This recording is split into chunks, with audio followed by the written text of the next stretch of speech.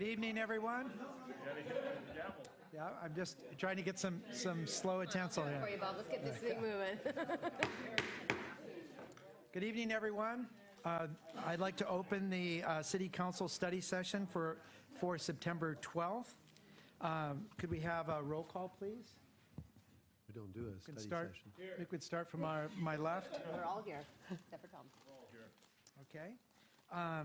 First order that I'd like to bring it to the attention is Tom O'Dell is not present right now, and he has an excused absence for personal reasons. I'd then like to move to public comment. And do we have a list? Great. I do want you to know that tonight's agenda, it's been brought to my attention by Councilmember Valderrama that we have 3 meaty subjects on there, and he is guaranteeing that he's going to keep us here an hour late. I think that's how he started this. Right. Make sure we have that discussion. Let's get out an hour early. I think Councilmember Gerand was right. He was thinking it's going to be 8:45, but like I say, John has never been right in predicting. I'm not going to go into that because I think your mic's 10 off. o'clock will be here till 1. Exactly. Bring it on. Okay, so for public comment, first I have up is Harry Shedd. Welcome, Harry.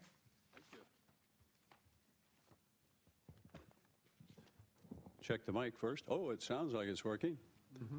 Harry Shedd, 2313 Sahalee Drive East here in Sammamish. Mr. Mayor, council members, Mr. City Manager, I'm here on behalf of the Boys and Girls Club this evening. I know they have a good portion of the evening, and I look forward to that. My wife and I have been involved with them seriously since the beginning of the teen center here. We've been happy with the outcomes and anxious to see them go and grow here in this fine city. The one thing you hear time and again is do something good for a kid today. It's interesting to note that almost half of our population here are young people. It's amazing. Young families here and the young kids and the opportunities that they have, we hope many of them will come to the Boys and Girls Club to partake. One young man I'm thinking of has been there for several years. He went through the leadership training. He was mentored. He's now himself a mentor. He's been his class president 3 years in a row. He's maintained and carried on with his own initiative a program on the east side to help people that are down and out. Last year they served over 1,500 people. That's one example of a young man through the club. There's a young lady that was also a Kid of the Year who came from a difficult background, whose grandmother was her example and to some extent her mentor. She had been actually encamped in Seattle during the Second World War. She was a Japanese individual, played a long time behind the wire camps, but she came out very positively and joined her granddaughter to become positive. And that young lady, in spite of many difficulties, has come through nicely. The training she received at the Boys and Girls Club is in university today. Just 2 examples of the kids that have come through there, and one of the many programs that the Boys and Girls Club is heavily involved in. They've been just great to work with.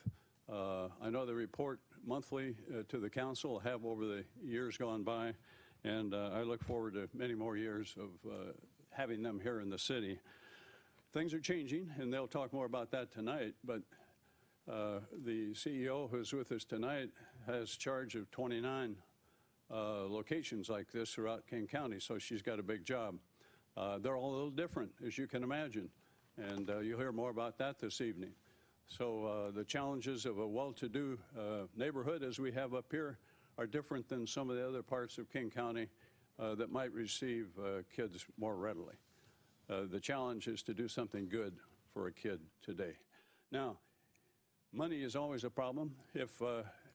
How much money could we pay for 2 young kids that have developed the way the 2 that I just outlined to you? It's worth every dollar spent. and they'll go on and be the leaders of tomorrow that we'll see down the road. Now, their location of the Boys and Girls Club has been used by some 25 groups throughout the year. So when the kids are not involved in activities there, there's a lot going on. And we know that meeting places in the city are few and far between. So the facility's been used very well to aid the city in many respects.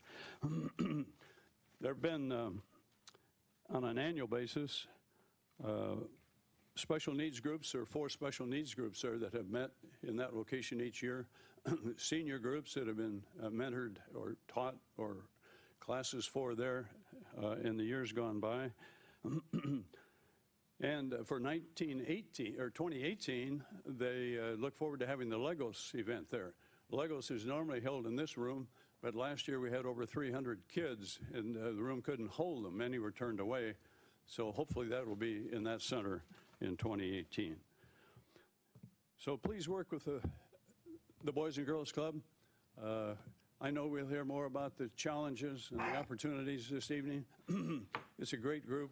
I know many of you have been at their fundraisers on an annual basis, and so you do support them in the past, and I hope you will in the future. My challenge is to do something good for a kid today. Thank you. Thank you very much, Harry. Any comments? Great. Okay, sorry, Mr. City Manager, are you Yes, our timekeeper I actually have today? the timekeeper. I will be the timekeeper tonight. Okay, very good. Well, next up is Jamie Hale. Welcome, Jamie. Just before you start, Jamie, just to remind everyone that is here, the sign up, there's a few people on the list. Our policy is 3 minutes. Normally, our city clerk takes care of the time, but our city manager is in charge of that today. But 3 minutes is the time for an individual, 5 minutes for if you're representing an organization. And just to note that this meeting is recorded. Thank you. Sounds good. Thank you. Jamie, name and address? Thank you. Yes, Jamie Heil, 10805 124th Avenue Northeast, Kirkland, 98033. So I'm here tonight, obviously on behalf of Boys and Girls Club, but also as somebody that has connections to Sammamish and that loved it while I was here. So one of the things that I want to share with you guys today is obviously I love Boys and Girls Club. I think that we have a great organization and a great mission, and we do a lot of good in the community and for our kids. At least that's our goal and our hope every day for all of the kids and the families that walk through our door. What I can say is also being a part of Sammamish for almost 4 years, this is a really special community. It's a community that I come here after 2 years and I still see so many people that are still connected and intertwined in Sammamish. I think one of the things that makes me excited about the future for Boys and Girls Club in the community is how much you guys care about all of the kids that are in this community through Tri-Awareness, through Nourishing Network, Kiwanis, Rotary, all of these clubs that have come together to support all of your kids. I can't imagine, and I'm eager to see what it looks like with all of that support, supporting kids in grades K through 5 now, and kids in grades K through 5, but then also our teens that we still are servicing through our Keystone and our Torch Club programs, similar to the ones that Harry had mentioned as well. Yeah, that is it. Thanks. Thank you, Jamie. Okay, next up is Jane Rundgren.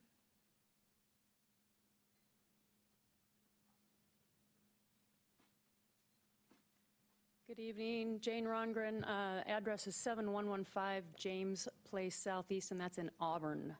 And what I'd like to point out is that's where I drive from to support the kids in this community every day. I drove to Redmond Sammamish for 20 years. I'm the founding executive director of the Sammamish Boys and Girls Club. I was the one that was involved with opening the teen center when it opened in November of 2011.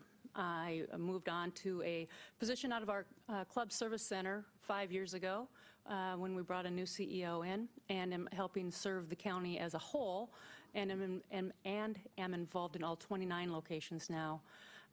Similar to what Jamie said, the community is special. We recognize the population here is very high in teens.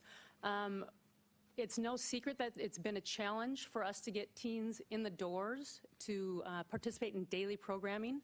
And it hits me probably pretty hard, and maybe harder than some, as hard as maybe Jamie because she worked with those teams, but because it was my goal to get the place open to provide the services that we intended to offer. But with that, we are Boys and Girls Clubs. Boys and Girls Clubs serves kids in kindergarten through 12th grade and beyond. We've got youth development, youth workforce development programs as well. We serve the whole child.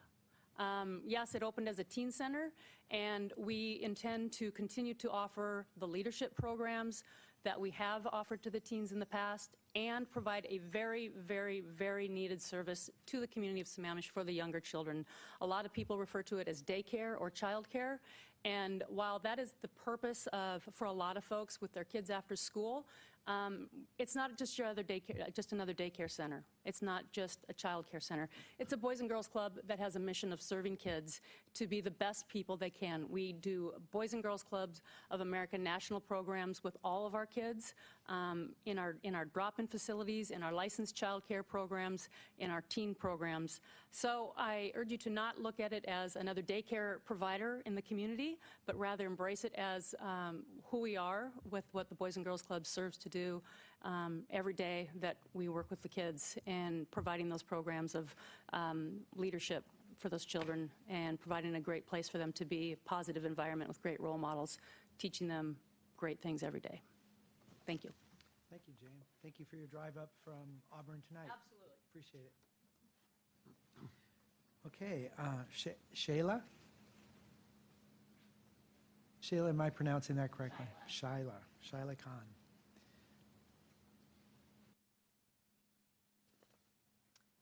Shyla Khan, 12515 Northeast 145th Place, number D115, Kirkland 98034. So I'm also here representing Boys and Girls Club. I am the regional director. In about 3 weeks or so, will celebrate my 26th anniversary with Boys and Girls Club. And 25 out of those 26 years, I have been here in Redmond, Sammamish.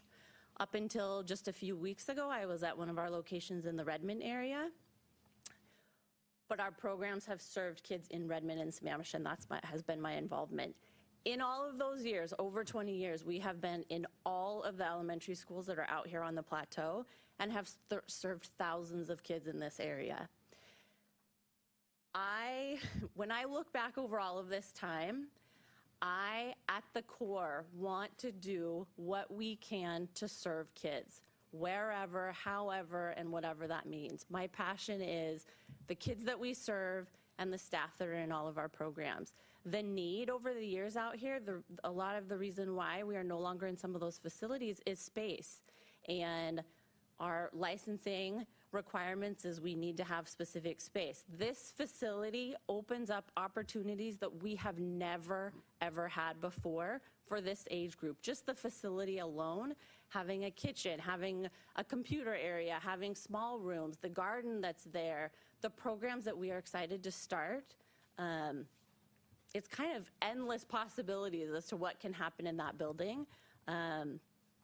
And our goal is to serve, again, as many kids in this community as we can. Just in the last few weeks being out in this area, I've gone to a couple of meetings. I've met some of the people in the city, community people that have come in, renters that have come in and introduced themselves. And everyone has been really, really welcoming. We are very excited to be out here and have a presence and to be able to serve the kindergarten through 5th grade age group.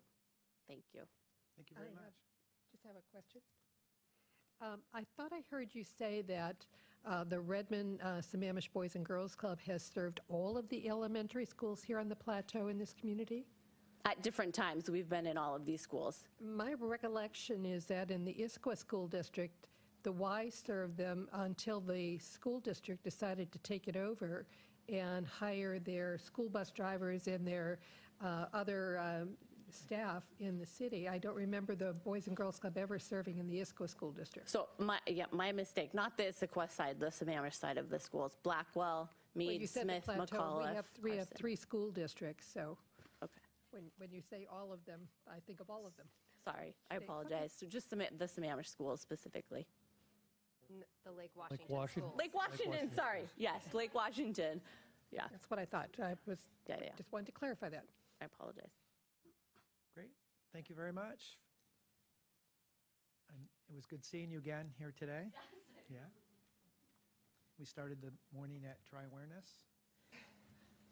Heidi Isaacstein, am I saying that correctly? Steen, sorry. Ah, very good. Not a bad reference. Your name and address, please. Sure. Heidi Eisenstein, 1812 248th Place Northeast, Sammamish 98074. And I'm here tonight as the mother of a child who's in the Boys and Girls Club before and after school program and summer camp at Rachel Carson Elementary. My husband and I have lived in Sammamish for the last 4 years, and both of us have full-time jobs. I work at Adobe, and he works at the global health nonprofit PATH. Both of our offices are located in Seattle, and we commute daily downtown. I also serve on the board of directors for anti-homelessness and poverty organization Solid Ground, based out of King County in Seattle. We have 2 kids, a 6-year-old son, Brick. He just started 1st grade. And we also have a daughter, Winter, who's 4, and she is in her last year of preschool before starting kindergarten at Carson next year. We have been huge fans of the Boys and Girls Club. We researched heavily where we would send our son to the after-school program last year when he started kindergarten, and we didn't want to go with a typical after-school program. We wanted to go somewhere that shared our values, and that was a mission-based and driven organization, and we really love the Boys and Girls Club, and we're excited that that was something that was offered. So there's really 2 reasons why the Boys and Girls Club stands apart for us. It's quality childcare, and we resonate with the mission of the Boys and Girls Club, but it's also been highly convenient for our family. One, it's been based at the school that our son goes to, and also it allows us to work late when we need to and allow for the commute time coming home because it closes at 6:30. At 6:30. Last year, a before-school program wasn't offered. This year, it is, and that has been also a tremendous value this year, being able to start our days a little earlier and just negotiate our work schedules. So we've been very pleased. The quality of counselors and the quality of care is amazing, and we certainly don't want to have to pick anything else and go with another solution. This is definitely our first choice, and it's been fabulous for our family. We are concerned about a few things. You know, obviously there's tremendous growth and development happening in Sammamish. There's hundreds of houses being built right around ours right now. We know that there's going to be lots of school-age kids coming in over the next couple years. Same reason why we moved from Seattle here 4 years ago. It's an amazing community, amazing schools, and we know other people are feeling the same way. And we've already seen space at Rachel Carson be reduced. We used to have use of the art room there, and we don't anymore. We had to go through a really highly stressful process to get our son re-enrolled this year because of the tremendous demand of kids trying to get into the program. And fortunately, we were selected, and he was able to come back this year. I'm already starting to think about how we're going to get our daughter in next year. And I need to make sure both kids are in the same program. And for all the reasons I've already shared, we want them in this program together. And I'm already thinking about what is that going to look like when we're bringing in so many more kids and there's going to be a competitive process again. So I'm really here tonight to share, you know, that story and our story, and hope that we can continue this amazing program, either at Rachel Carson. Space doesn't allow, certainly at the facility on 228th, and it's something we want to keep our kids in all through elementary school and really involved through high school. And I've even thought about, Brick becoming a counselor one day as well. So we are excited and really hope that you guys will support keeping this around for families like ours. Thank you very much. Thank you. One moment, was anybody, comment from anyone? No? Great, thank you. Francis Hoffman, please.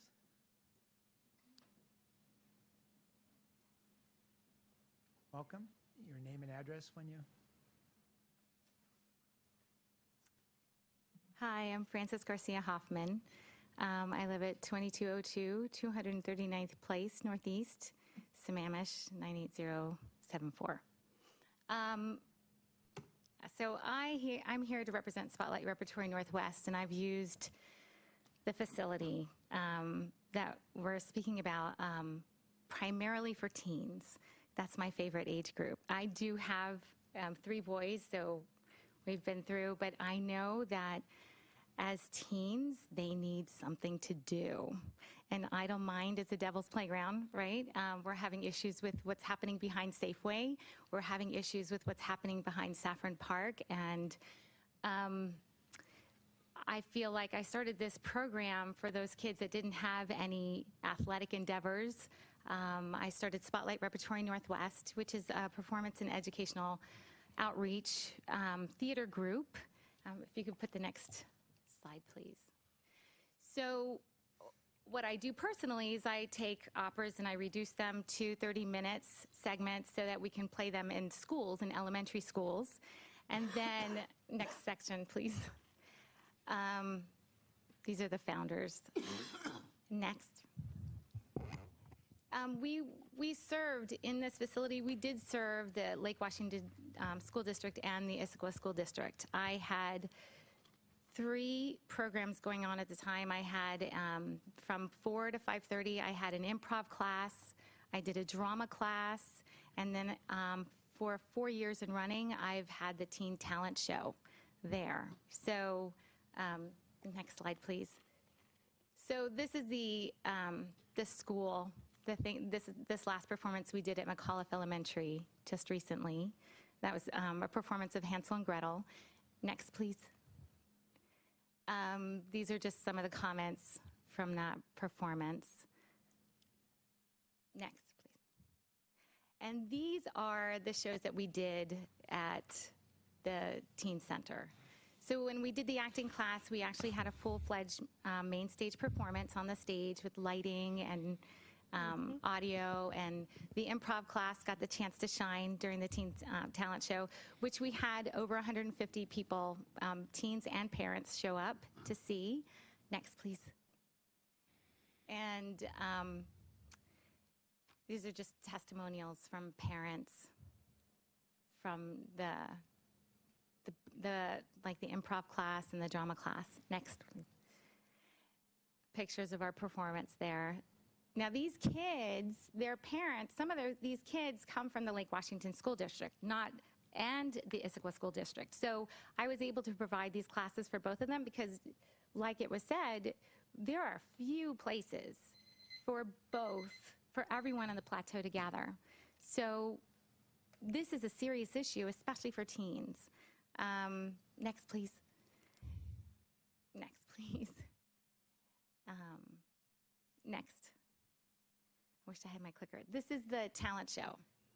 This was the very first one that we gave, and we had over 64 teens participate in this, mostly from the Issaquah School District, because they were the ones to kind of take that chance first before the kids in East Lake High School did. Francis, we're going to have you wrap up. Okay. So I guess my issue is, what do we do without that section of kids that have no place to go? Are they going to become latchkey kids again? Or where can we provide these programs?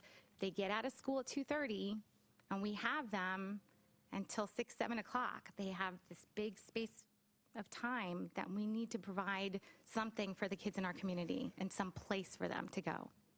Thank you. Great. Thank you very much. Real talent herself, I might say.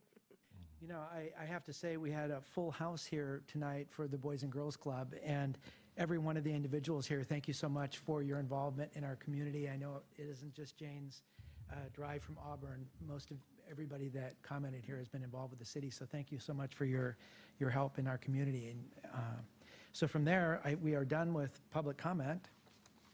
Thank you, City Manager, for You've got timekeeping. one more. Oh, I'm sorry. Yes, please. Oh, no problem. Please, welcome. Come on up. I'll make it really short and really quick. Please state your name and address for the My name record. is Arti Chandrasekharan. I live in 23691 Northeast 15th Place, Sammamish 98074. I'm here to support Boys and Girls Club. Can you speak into the mic? We're missing. Sorry. I have two kids, Rayhan, he's 9-year-old, and Nikhil, 5 years old, both at Samantha Smith. Rayhan has been going to Boys and Girls Club since first grade, and we had planned to send Nikhil also to Boys and Girls Club starting this year. So, I mean, the main reason that we like Boys and Girls Club is the kind of attention and care the kids get. It's not like any daycare. Whenever I go to pick up Rayhan, I see they are, working on something creative. The amount of, work that they bring home is just really good quality work. And the counselors work with the kids on behavior and, everything from art and behavior and everything in between. So we really like, and we look forward to continuing with Nikhil also at Boys and Girls Club. Thank you. Great, thank you. Still remained a full house on the Boys and Girls Club. We have another individual, please. Do you have time for one more? Yes.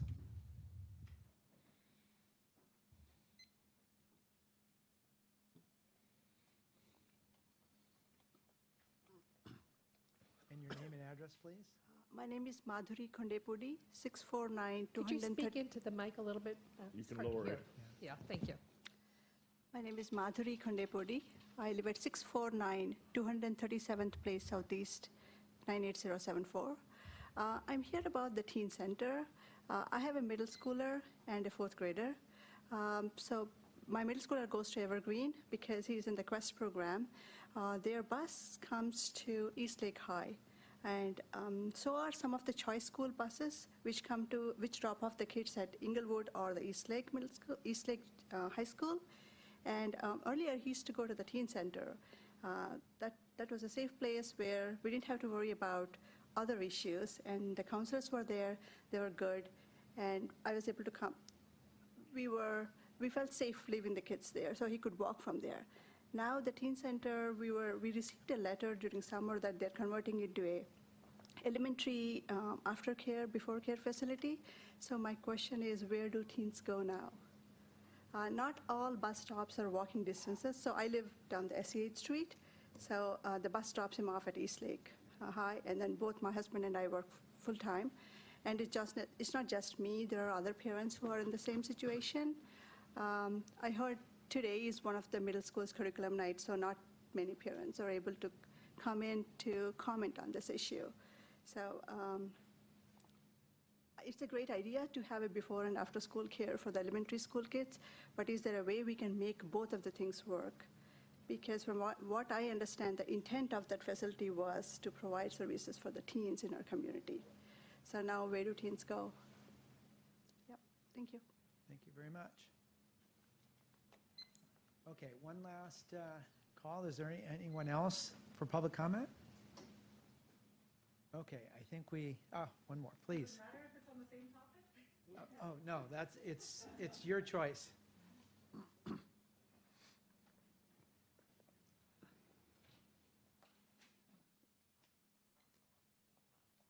And your name and address, please, for the record. My name is Sujata, and our address is 1515 233rd Place Northeast, Sammamish. And I'm going to sound like a broken record because I'm going to say everything that the other parent who was standing up here. I have kids who go to both the Boys and Girls Club and the Teen Center. Believe they run a great program, have supported it, and love the program. But the Teen Center really was the only viable option for us as far as our middle schooler goes. Not only was it the shuttle that brought him from there to Sammamish, It also was where even if we are on the plateau and he gets dropped off on the bus, that is literally the only place he can be at in a convenient place till 6:30, which gave me enough time to come pick him up. It's just, I mean, if he gets dropped off now by the bus at Eastlake, it's going to be a 1.5 or 2-mile hike back home for him. And even if I thought right now, with this gorgeous weather, it makes sense, with a 60-pound backpack and a flute and his laptop, that there is no choice. He cannot leave that at school. He needs that every single day. It is just ridiculous to expect him to do that trek every day. And I don't have the choice to be home, neither does my husband. So would really, really love to see some kind of a middle option that coexists at the teen center. I wish there were suggestions I could make that made it both live, but the space is big enough. When my kids were at elementary school, the space for the elementary kids were not too much bigger than one of the rooms at the teen center. So to me, it's not like they're going to be boxed into a little tiny room and the two can't be there. So the loss of having that as an option to send, and that to 2 weeks before school started, I've had to beg and make a lot of wheeling and dealing with a lot of folks to get my son in carpools. And it's just, would love to see a better solution being offered. That's it. Thank you. Very good. Thank you so much. We have now used our public comment time up. How conveniently, I think we are 2 minutes over right now, our normal 30-minute time allotted. So at this point, I will close public comment. And, Will you allow it at the end? well, I don't think there's anybody left to talk. we've covered everything. Offer that option. If the wish of the council is to leave public comment, maybe we should wait until the end. And would anyone like to extend public comment till after our discussions? We could ask and see if there's anyone else that wants to. Is there anybody else here that would make any comment? What I was Bob, I was suggesting going was to we do it at respond to the you end of the first, is before you ask somebody to comment now, I'm hearing two messages. Have a teen center, or we really want the Boys and Girls Club to offer the before and after school. So I think it would be very helpful to have the presentation from the organization that has made the suggestion of changing it from a teen center to another program to speak, and then have more public comment. follow. That's exactly what I was suggesting. Okay, and so, the question is then, do we have a motion to change the agenda? My question would be, should we do the public comment right after the Boys and Girls Club discussion, not at the end of the meeting? That way we won't have people waiting around after the land acquisition. So is there a motion to add public comment? Would you like to give a 15-minute public comment section after the Boys and Girls Club discussion? So moved. Second? Moved and seconded to revise the It agenda. sounds good to me, but technically we can't vote, so Oh, let's good just point. do it. Thank you. They Okay. were mere suggestions. In the form of. Little slip there. Okay, with the revisions, at this point then, I'll turn the meeting over to the city manager. Great. Thank you, Mr. Mayor. So we are here for the first item on the agenda, which is a status update from the Public Works Department. The first item on it is transportation planning projects, and that is going to include the transportation master plan and the concurrency update discussion. And as you are aware, this was voted to be the number one priority for the council. So we are going to touch base with the council in the area of transportation at every meeting. So without further ado, let me turn things over to Steve Leniszewski, our Public Works Director. Steve? Good evening, Mayor and Council and citizens. Steve Leniszewski, Public Works Director. So what we have provided in the packet is a brief update and status on transportation-related projects that come out of engineering and public works here at City Hall. We're not updating on operations, which would be MOC-based. This is just related to capital and operational improvements the engineering group here does. So provided in the memo is an update briefing planning projects, the master plan, and the concurrency update, as City Manager Howard just explained. I was asked to further expand and just provide a brief update on the bulk of the items that were in the packet. So I'll go through each item, one slide approach per bullet as it related to what was in your council provided packet. So we're going to go over Public Works Transportation project updates. We've inserted some flashing yellow turn signal installation updating and a little more information that is in your pocket, as well as a touch in on the ITS, the Intelligent Transportation System. And feel free to ask questions along the way. So briefly, if you don't know, as a citizen, we provide all the road services within the city of Sammamish. So one of the things we do annually is roadway striping. So this is a contracted service. So we design and spec out what to provide, and then the county provides that for us at their cost. So we have 195 lane miles of travelway, as well as over a million feet of lines paved or sprayed. Sorry. One thing we have known, as this is a service provided by King County, we do appreciate their partnership. However, it has become a little bit more of a cumbersome issue. We're kind of at the mercy of their timeline. So we have kicked around the idea of bidding these projects out in the future. So just food for thought. School zone. So we have 37 school zone flashing beacons. City staff, that is the traffic engineer, which is Stephen Chen and Isabel Diaz, along with working hand in hand with the Maintenance and Operations Center staff. We do have to physically go to and reprogram every school zone flashing beacon. That is not a touch and play from the ITS system. It is not connected. So they have to go out and reprogram the times for new start times, as well as new calendar items, i.e. Christmas, New Year's, all that when school's not in session. Time changes this year from the 15 schools within Lake Washington, within Issaquah School District changed this year, and we're anticipating Lake Washington's next year. We did install a new flashing school zone beacon and school zone at Skyline on Southeast 8th side. So that was installed for the first week of school. It's 20 miles per hour when flashing. And I actually have received 0 comments to date, good or bad. So I'm not sure what that means, but it is what it is.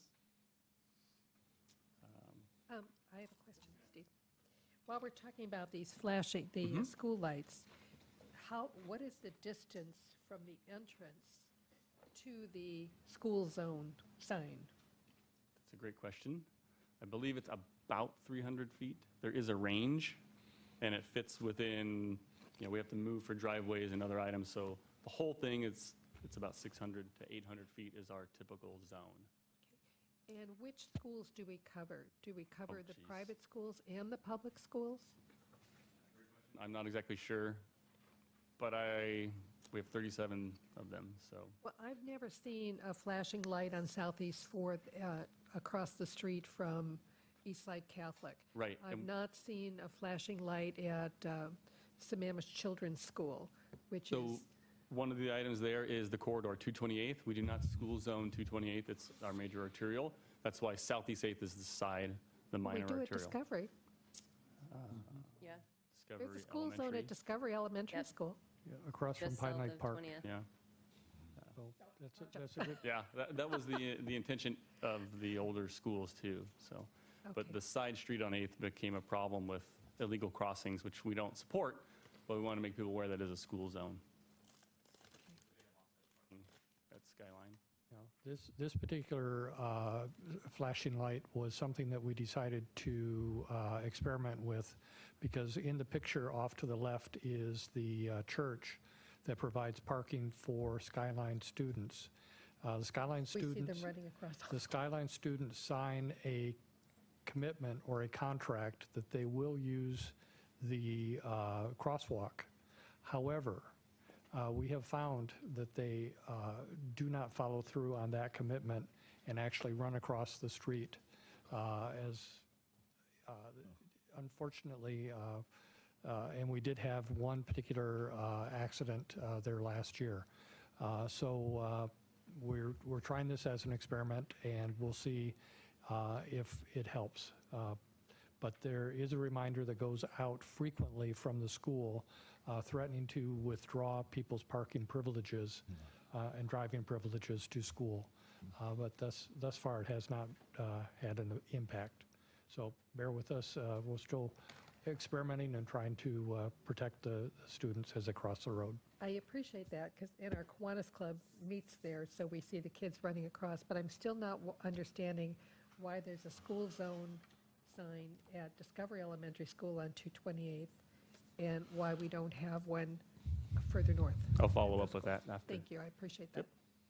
Just a side comment, not the school zone, but somewhat related because it's close to Skyline. Southeast 4th, crossing from the parking lot at Metropolitan Market, from what I understand, I've been informed that the kids are not going to the corner there. Oh, of and course people not. are scooting across right there. And it is, from line of sight coming downhill, an issue that you might keep an eye on as well. Thank you. Deputy Mayor? I think I might be able to answer Councilmember Huckabee's question on the further north, because the children's school is, I think, maybe goes through kindergarten. Those kids aren't going to be walking to school, and they have that internal loop, so that's probably why there's not one there. And then for Eastside Catholic, the school is really far recessed down Crusader Way. That's my But I was guess. told it's because we don't put them on 228th, so I want to understand what the policy is. We'll follow up. Thank you. Great. So in the packet, going in order of flashing yellow arrow, I did expand on this, so there are a couple other items within it. But we did study all 25 intersections. Design considerations take into account opposing lane configuration, sight distance, shared through and turn lanes, the pedestrian component, which isn't necessarily a design feature, but a real-life application of what we experience in town. So the ones that we will be installing, as noted in the memo, are all on 228th. So we'll be at the Southeast 4th intersection, which is first. It does begin tomorrow. So there'll be traffic revision ahead signs up, and we're working on that. Englewood Hill Road and Northeast 8th, Southeast 16th, Southeast 20th, and then Southeast 24th. Those are on the list this year. There is a budget item of $225,000 in each of 17 and 18. And what we expect to have after the 5 is a better understanding of what budget remains and how many of the remaining 12 we can do. So of the 25 evaluated, 17 will qualify or have qualified in one way, shape, or form. So we expect to be in the 5 to 10 next year based on the existing budget. But as soon as we know on a better understanding per intersection, we'll be able to more dial in how many we will expect to achieve installation of next year. A question from the Deputy Mayor? So I posted about this and had a lot of feedback from people, most of which was overwhelmingly positive. They were very excited about this. I'm one of them. But I did have a question that came up, and I know we had talked about this yesterday, and that's the intersection out here at Southeast 8th and 228th. And one of the questions, and from my understanding, is that the line of sight issue is not very good when you're driving southbound on 228th because you're coming up the hill. But there were still questions from the community about that, so I'm wondering if you can just kind of talk through that intersection. Yes. Thanks. Well placed. My next comment. So as you're coming northbound and you're going to make a movement, which would be into City Hall at Southeast 8th, your sight distance, you're looking down the hill, so you can maybe see the top of the car if you're in an SUV or not. So it is a cumbersome maneuver, and we're not interested in increasing the risk at each intersection, which is why we remain as the permissive movement, protected movement, which means its own light. We are going through the design process this fall on this intersection, as budgeted and discussed last year with council, so that is happening. So it doesn't mean we can't make it work. There needs to be modifications made, but we are looking at the full design of the intersection soon. So, and the question also was raised, so yes, if you're going northbound, you can't see, and you're coming southbound, you can't see, but once you land on the southbound direction and want to turn east, you can see. So there is no real merit to having the two lanes oppose each other and one be flashing yellow and then one wait. You're going to need the other signal cycle for that other movement. And the demand in what we get coming uphill or southbound is mostly less than going northbound and then west into here. So there's not enough reward for that risk of having, you're not gaining another cycle skip anyway, right? If they both were permissive on the green balls going through, then you'd skip a cycle. But if you have to have that cycle anyway, you're not going to save a cycle. Does that make sense? We have to think about that. Sorry, I'm using my hands. I know I'm not supposed to. But. Yes, Councilmember Jaron. Thank you. Steve, is there any opportunity to be able to turn the yellow signal on in slow hours, like at night when there really is no traffic, at some intersections like the one at Southeast 8th here? I know during rush hour when it backs up here to make a left turn, well, you're not going to be able to go anyway because there's traffic coming southbound. So the analysis is fairly in-depth, and it does go with what time you have to react to cross those two lanes. We might be able to serve it if it was single lane in the north and southbound direction to go across one lane of a turn rather than two. Just off the top of my head, I'd have to go look at the numbers. If you're close, there's always engineering judgment. That's why we have licenses. But there is risk. And again, I'm not sure if there's enough reward for that risk. I was talking to Stephen about this as we were developing the slideshow, Stephen Chen, our traffic engineer. And the one thing to consider too is, maybe a little more queuing length in the turn pocket and then signal adjusting. Obviously, the ITS system can adjust if it knows it needs more. But right now, its pocket is only so long. So that's the hard thing too, because when it is peak, I've seen someone with a camera outside their sunroof showing they couldn't even get to the turn pocket because the two lanes were stuck, but the arrow was green for the turn. Right. I understand that, but that would take in, we need some other lane configuration rearrangements. So we do believe, since it doesn't qualify wholeheartedly right now, I can't recall how close it was to qualifying, but when we look at the design, we can come up with a solid solution for that intersection that achieves everything, traffic movements as well as safety. So, Is that solution a roundabout? I'm not sure. It may not be, depending on topo or size. I don't know what we will get into. It has been discussed, obviously, as a possible roundabout, but yeah. Okay, thank you. Great. Any other questions? No? Okay, skipping the exciting news, moving to more general Public Works business. Citywide guardrail, so 850 feet of guardrail are installed. It was a little late in getting here. This was a service we used to work through with King County Roads, but as they get busier and have more, seemingly every guardrail in the county has a nice dent in it, it's harder to get them. So we did bid this one out this year, and Peterson Brothers was the successful contractor. Pavement overlay.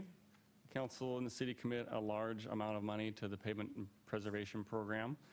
So this year we have about 20,000 tons of asphalt being placed. We're 70% complete to date. And granted, this was written last Tuesday, submitted Wednesday, so there is a little bit of updating in here as we go through.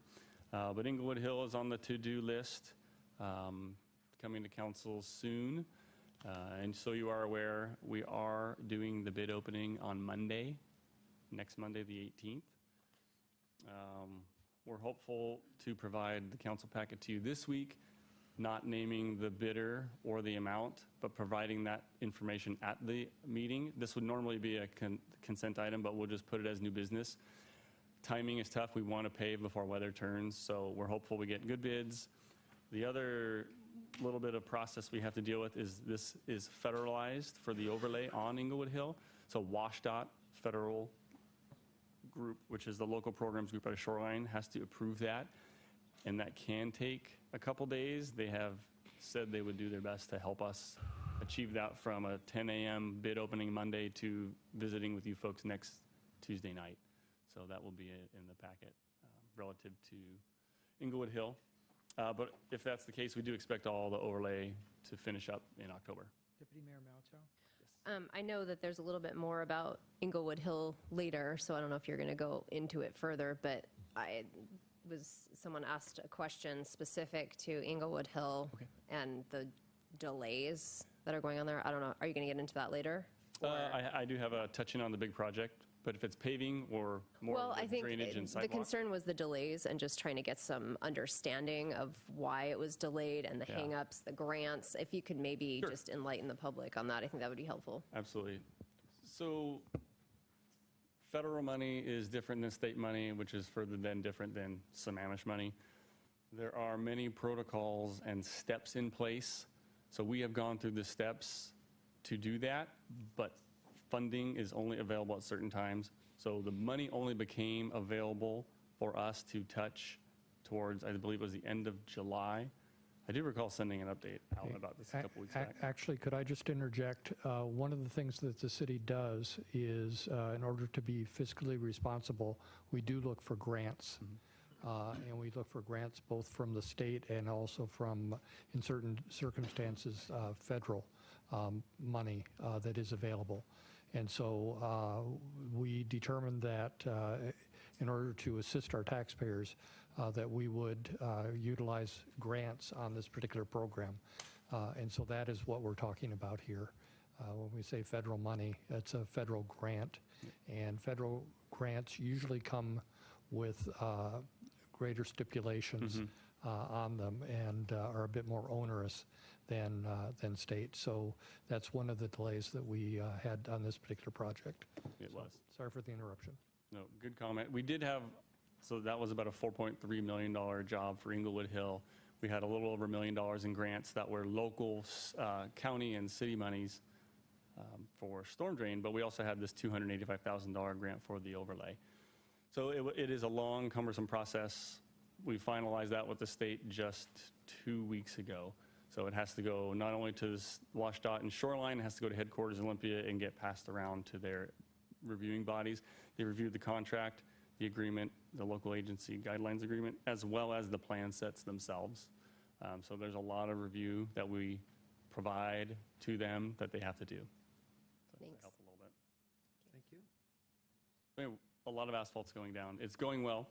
And the other part of the asphalt program that is ancillary, but the staff recommended, which was a great idea this year, we separate. So last year we did the overlay program and bid out the overlay and the ADA sidewalk upgrades. Federal requirements are that you upgrade those crossings whenever you overlay adjacent to crosswalks. So you have to do that. I had a couple of, one email person was particularly unhappy we had to deal with that. No argument, but that is what we have to do.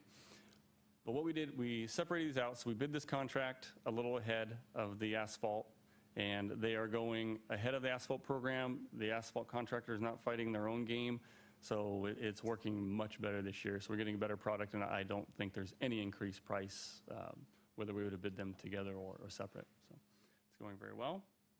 They will also be done in October, and they're about 15% ahead of the paver, so it just is adding up perfectly. 212th non-motorized. We went forward this season and did about 600 linear feet of the sidewalk upgrade in an area that didn't have it, a gap. So utility relocations, some site distance. It is 90% complete to date, expected to finish within 30 days. So they are moving on in a real good fashion there. That should help with the intersection site distance at 24th and 212th. So. Sorry, I'm full of questions. No, it's They're good. not actually not my questions. They're questions I'm fielding and forwarding on because I just figure more people are interested. So on non-motorized projects, this one's great. I have to tell a story because I was running and then there was someone walking on the street next to the sidewalk. I don't know if that was force of habit, but that wasn't my question. My question is on additional sidewalk gap projects. Some time ago, I want to say maybe the May timeframe, we got a list. Can you kind of give us an idea? I feel like this one took a couple years by the time the sign went in to it actually coming to fruition. So we got a list, and now there's people that are like, great, my sidewalk, specifically Southeast 24th, near Beaver Lake Park is where I'm going. There is line of sight issue and a gap. Can we Yes. ballpark that So maybe? just touching base on, this is delayed a little bit. It had wetland work, and the Corps of Engineers was holding up some permitting. Unfortunately, they're very inundated and do not have a lot of consistent staff. So they are an issue with this project as well as 212 Snake Hill, and we've been working with them on Southeast 4th still. So there's a lot of backlog in the Corps of Engineers office. The gap projects, we did say we would bring some projects back. There were 3, I believe, we talked about. Further north on 212th was a gap. Southeast 24th was a gap. And right now, I can't recall the 3rd we listed. I can't either. One was closer to a school that I recall. But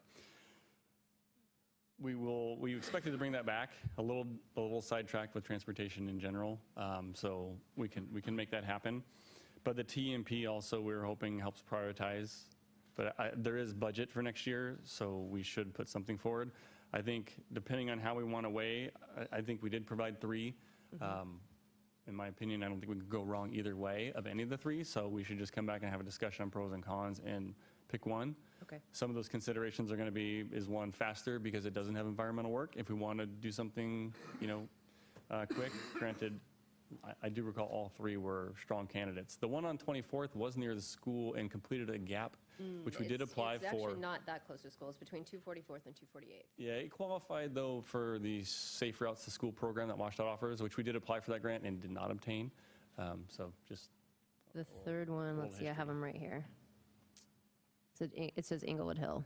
Okay, there was, I think the mayor mentioned at a meeting, now that we finished that, from the lake up to Northeast 8th intersection on 228th, there was one small section that was not there. So that was the other one, I believe.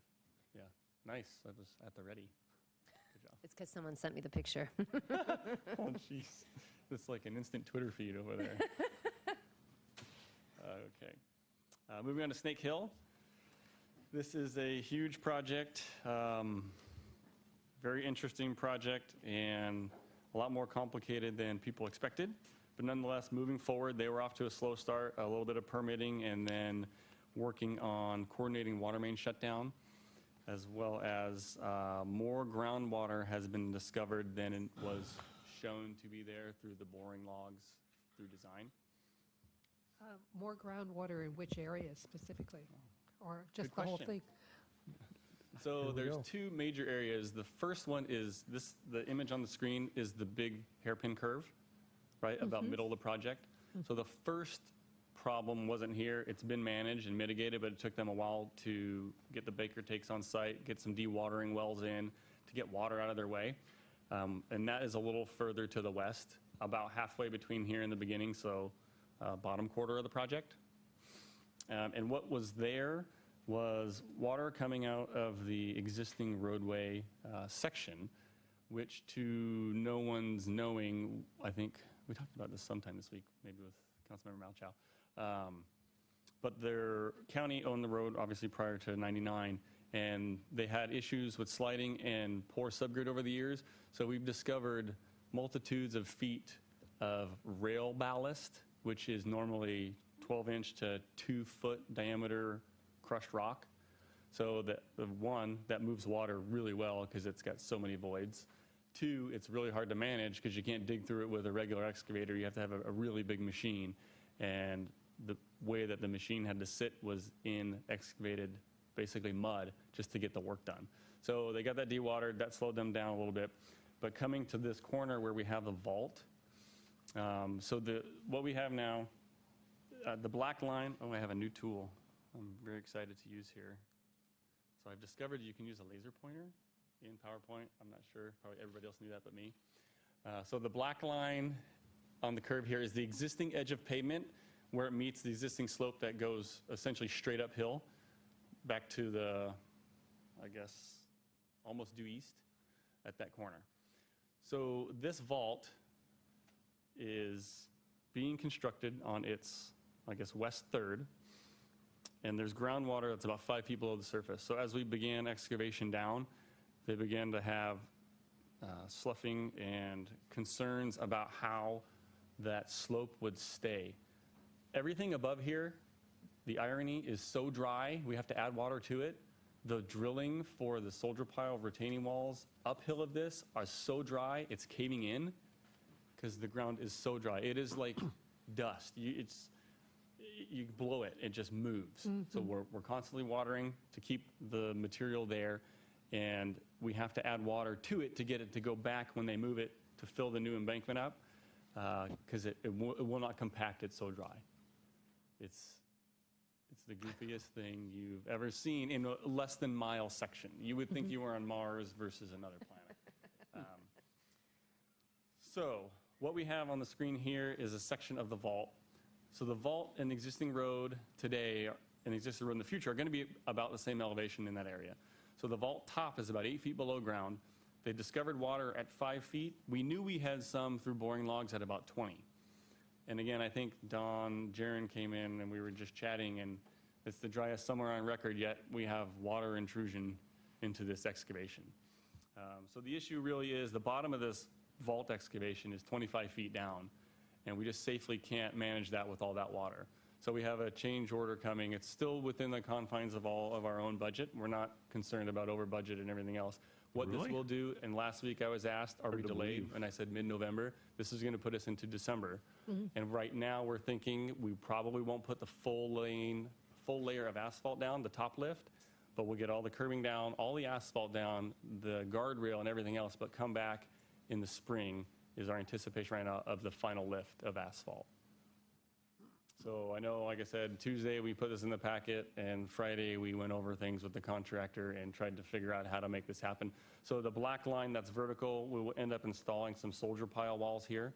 There was shoring in the bid, but this is something we'll work with the contractor on. In fairness, this was more than was specified and more than that was anticipated. So we'll be installing a soldier pile wall and then a dewatering system so we can keep that slope from failing above. We don't need to make any more issue than we already have. So December, just for clarification now? Pardon? December, sorry. Just That's for our anticipation right now. And we'll change that on the reader board. It does say mid-November. We'll put that as early as we can figure, early mid-December. We'll call the school districts just to make sure everything's going fine so far. They're on board with the road closure as they were at the end of last year with Just the follow the emergency. example of the library and say, coming soon. We'll, whatever works is fine It with took me. 2 or 3 years, but it did finally come. We just want to do it right, and it's probably, if anybody's interested, a tour might be something.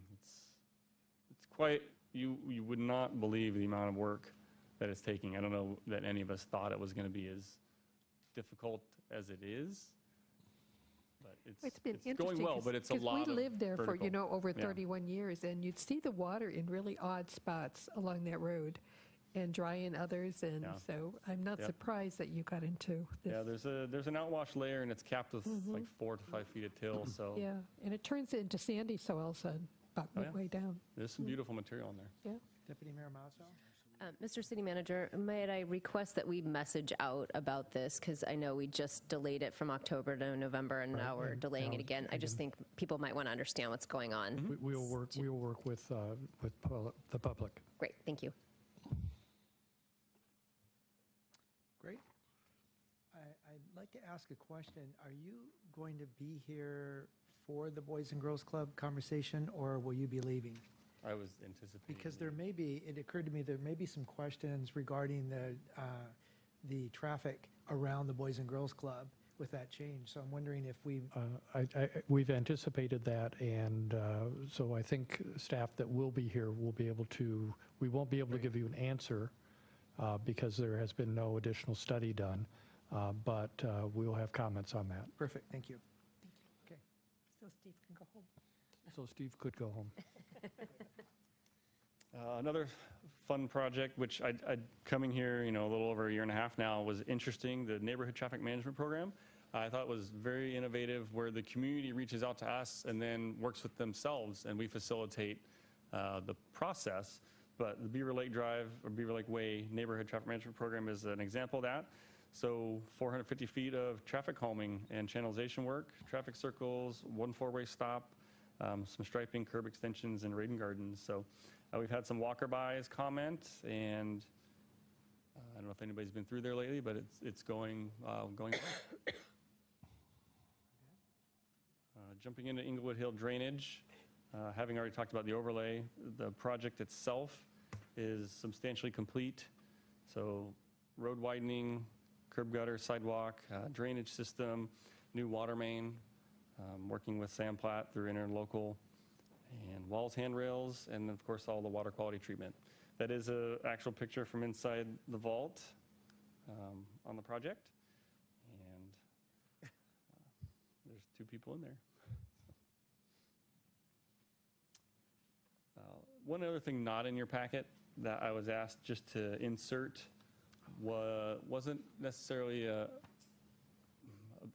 don't know how you want to call it. It is a win, I think, for the school and the city, but it's just showing the relationship now that we have our quarterly updates with the district, both sides, all districts available, come one, come all. Working with Inglewood Hill Middle School and their principal, they came up with an approach that has been implemented, and in our opinion, and the principal's opinion, we received an email that says they're pleased with how they're impacting Northeast 8th. So they did have about 650 feet of storage. They've increased that to 1,600 feet with some reconfiguration on site. So getting people stacked off of 8th and into the property. There is an elementary school around the corner. There's no hiding that, but this is one solution and step in the right direction. And I think that, council's direction and city manager's support to work with the district and meeting regularly just to get everything out there, whether it's traffic or development or giving them a heads up and vice versa, them to us. It's a good relationship, and Stephen Chen is working, leading that effort for us. So, Councilman Valderrama? Yeah, if you're finished, if you go back to the Beaver Lake slide 2 back, the traffic circle that you have there, are you going to do anything with that traffic circle other than put the circle there because of the problems we had with the 3 we have on Southeast 32nd? So this has some plantings specified within it? Sorry? Plantings. Planting so that people can't drive over it as they're doing on Southeast 32nd? Yes, the center of that one is soil, so we'll be working on, there's 2, and I believe they're both, I'll have to double check. One may be painted, one may be, I think they're both mounted like this one where you can't drive over the center. Okay, thank you. But I can confirm. Councilmember Hornish? Yes, thanks for the update. I think that was a real good overview of all the projects that are going on. I'm going to shift gears a little bit to where my focus has been over the last week, reading the HCM of all things, but focusing more on the concurrency and the traffic that we wanted to make the priority. And all I want to do, and I know we're running out of time, so I want to be real quick here. There's 2 questions that I would hope you can take to Fair and Piers for next week. I would like to see if they could tell me if anybody else is using a 24-hour basis for the volume compared to capacity ratio that the HCM uses for 24 hours, because the HCM seems to use a 1-hour basis versus 24 hours. And if so, which cities does that? And secondly, does any other city use the capacity of the road of both directions of flow at that same time period? And if so, which cities do that? That's it. I'll explain more next week. Great. Thank you. Is that clear for you? Yeah, we actually had a phone conversation today, so. Good. Very good. Yep. And one last section was ITS. Before you leave, I wanted to go back to the Inglewood Middle School. I wanted to make sure that we do the middle school right here. I wanted to, make sure that we recognize that. Thank you very much. The partnership between the school, the principal at that school, with his involvement and Stephen Chen's involvement with them in support and the conversations. This is really, it's not the end-all answer for Northeast 8th, but really looks helpful. I made a trip in the morning to go and look at how this worked, and it's definitely having an impact. We still have a lot of work to do on 244th and at the intersection of Northeast 8th, but this was really very good and a good partnership. Every bit helps. We got to keep nibbling on the cookie, so Great. We'll get there. Thank you. City manager asked I just touch base on ITS real quick, as we do have some work coming early next year, but nonetheless, it was coincident with flashing yellow. So the city's ITS system was installed beginning in 15 and finished up last year, and we just actually finalized the project a meeting or 2 ago. So 228, there are 11 intersections that do have the ITS that are connected in the 228th corridor, and it is only 228th corridor for those who may or may not know. It goes from Issaquah Pine Lake up to Northeast 12th. video detection, and then part of the extra working last year in many questions and comments was ground loops. We were able to put those in as a redundant feature in case there was a video detection issue. These are computers. They do have glitches. They are not perfect. I was explaining that today. I talked to Councilmember Hornish, and Stephen Chin and I were having lunch talking about it. And, you know, there are times where, right, this is real-time condition monitoring viewing, and it's optimizing things on what it sees, but there are changes. It has gears in a sense. Let's call it, I'm not saying this is what the period is, but 3 to 7 is a period where the computer does what it does because it knows that's the peak. When it switches gears at the 7 o'clock hour, if that's the setting, it's around there, I'm not sure it's exactly there. You have the brain turns on, right? It's full of if-then statements. So at 7, if it's on the phase coming from the east, and at 7 o'clock it says, oh, we're gonna switch to capacity on the through and leave the sides less priority, it may skip a cycle, because I have had people call and say, well, I got skipped on 4th on the, you know, from the west side going east. So there are glitches that do happen. There are problems with the computers that simply happen. We have had these drop a phase. So there's an image that is coming up that I can touch base on that, but it is an improvement. It does allow us to let the system massage itself and help us maximize traffic flow.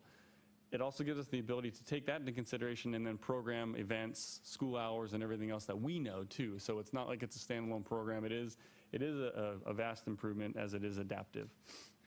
The second phase will be coming on next year in design and implementation the year after, but we do have a $1.2 million federal grant on that.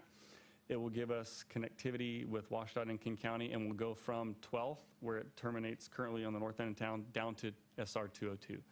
And we will also have opportunity to work with WashDOT on its ITS programming and improvements. The other thing we're working towards, there is budget.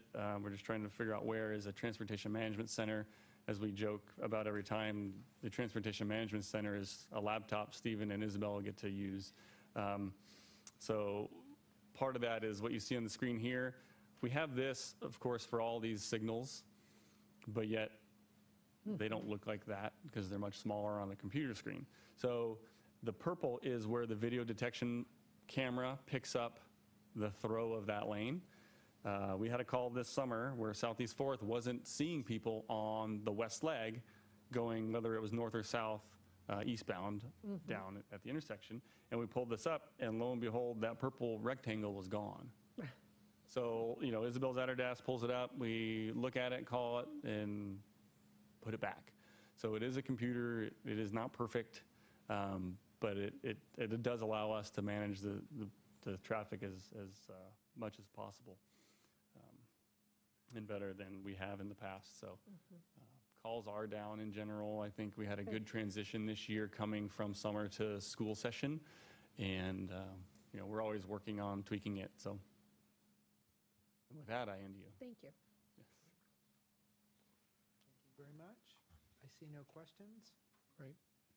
Steve, thank you very much. And we actually are making some great progress in the area of the adaptive methodology for intelligently moving traffic. So this is a big first step. And there were glitches. There still may be some glitches coming, but we are making good progress. Can I make a quick comment on that? Yes, sure. After reading the Highway Capacity Manual, they talk about the ITS about this much. I mean, hardly in it at all. And this is 2010. 7 years ago, this was kind of, it was thought as a great idea, but had no idea if it was going to work. So it's new, and you would expect something new to be going through a process. So I think that's why we got grants from the federal to kind of test this out and make it work. So I think you've got to take it with a grain of salt. I hope our citizens can understand that, but I think it's great that we're on the cutting edge of this to try it. Yeah. And it will get better. Yep. Thank you. Thank you for your comments. I would also just add that was very impressed with your pointer skills on that PowerPoint, and also You've been working on your backhand. So. And thank you very much for the pictures in this. This is very Yeah. actually very helpful in your presentation. His compliments of Cheryl. We are a team. We are engineers, so sometimes we don't think that far. But she said, "Oh, here's the description. Boy, it would look good with a photo in there." So, Well, very good. Thank you very much. Mr. City Manager? Okay, we are moving on to item number 2, and I thank you all for your patience, and hopefully you learned a bit about transportation systems as you were waiting. So we have tonight Lisa Chin, who is the CEO of the Boys and Girls Club, along with Jane Rongren, who's the Vice President of Program Services and Operations. And they're going to share with us what their proposal is as it relates to the Boys and Girls Club, and allow the council to or hopefully have some good answers to some questions that council had. We have enjoyed the partnership with the Boys and Girls Club. They are proposing some adjustments in their outreach to the community, but I will let them explain what that is, and let's go forward from there. Welcome.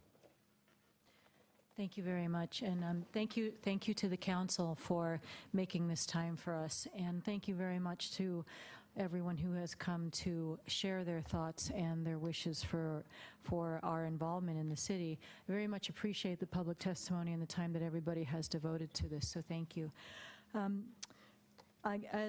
As you mentioned, I'm Lisa Chin. I'm the president and CEO of Boys and Girls Club of King County, and with me is Jane Rongren, who is our vice president of program services and operations.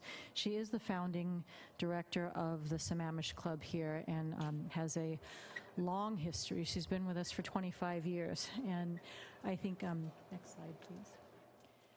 One of the things that I am deeply humbled by is that when you are in this service business, when you serve children and you serve families, you don't do it because you're looking for glory, and you don't do it because you want to get rich. You do it because you love kids, and you do it because you really feel a sense of responsibility to the community, to the families, and to everything that makes a community thrive. And I'm deeply humbled by Jane's service and Shyla's service and Jamie and all the good people who have been part of this organization. We partner so deeply with our families that, I learn every day something new from the 26,000 children that we see every year. I see amazing things that I hear stories about what has happened in our 75 years, and I get to observe them on a daily basis, that it's nothing short of love for kids and between kids, between families. We see friendships that are made there. We see families come together. And it's very much a humbling thing to be part of that kind of community building, that we can be that space where people come together. And we also, you've heard from some other folks today, and I'm sure that you know many people who also use our facilities, because it's not just about the programming that we provide. We're very conscious that there are many, many great organizations in this city and throughout the county that offer incredible programming, and we're very proud to partner with them. And in many of our sites, we offer those programs for free. We will pay for them and we'll offer them free to the kids who come to our facilities, because it means that much to us and to all of them. Next slide, please. I think both Jane and Shyla have talked a lot about our very proud and humble history in the city, that we've been here for a very long time because we love it here. And I can say with absolute conviction that every one of our directors, every one of our teachers cares about those kids just like they care about their own. Every one of those kids is a club kid, and we're very, very humbled by that responsibility. The facility here, it was opened in 2011. It was one of the many sites that Jane has run so expertly. I go everywhere with her in the county, and every time we're near a school, there's a parent or there's a kid who will come up and say, "Hey, Jane," because she knows so many of them. So we started here in 2011, and it was, we're very grateful for the partnership that we've had with the city. As you know, it's the old library. You purchased the building, and we helped raise over $500,000, I believe, to help renovate the facility. We've been very grateful that we can partner in that way and continue to offer services to the families that live out here on the plateau. One of the issues that we've seen is that we have not been able to serve as many teens as we have the capacity for.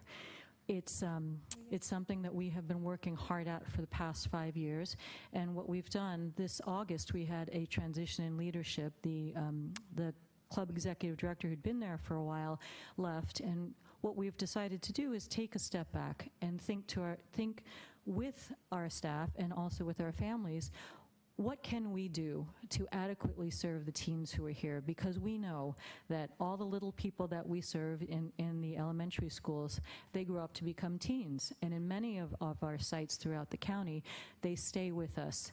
That we also have second and third generation kids who are there as well.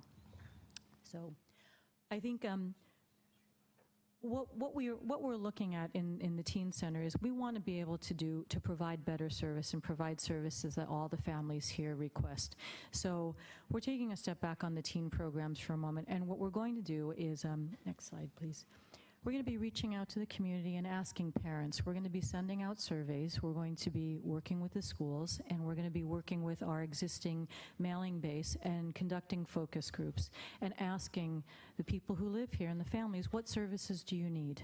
Tell us, because we want to continue to be that part of your family where we can provide those services for you.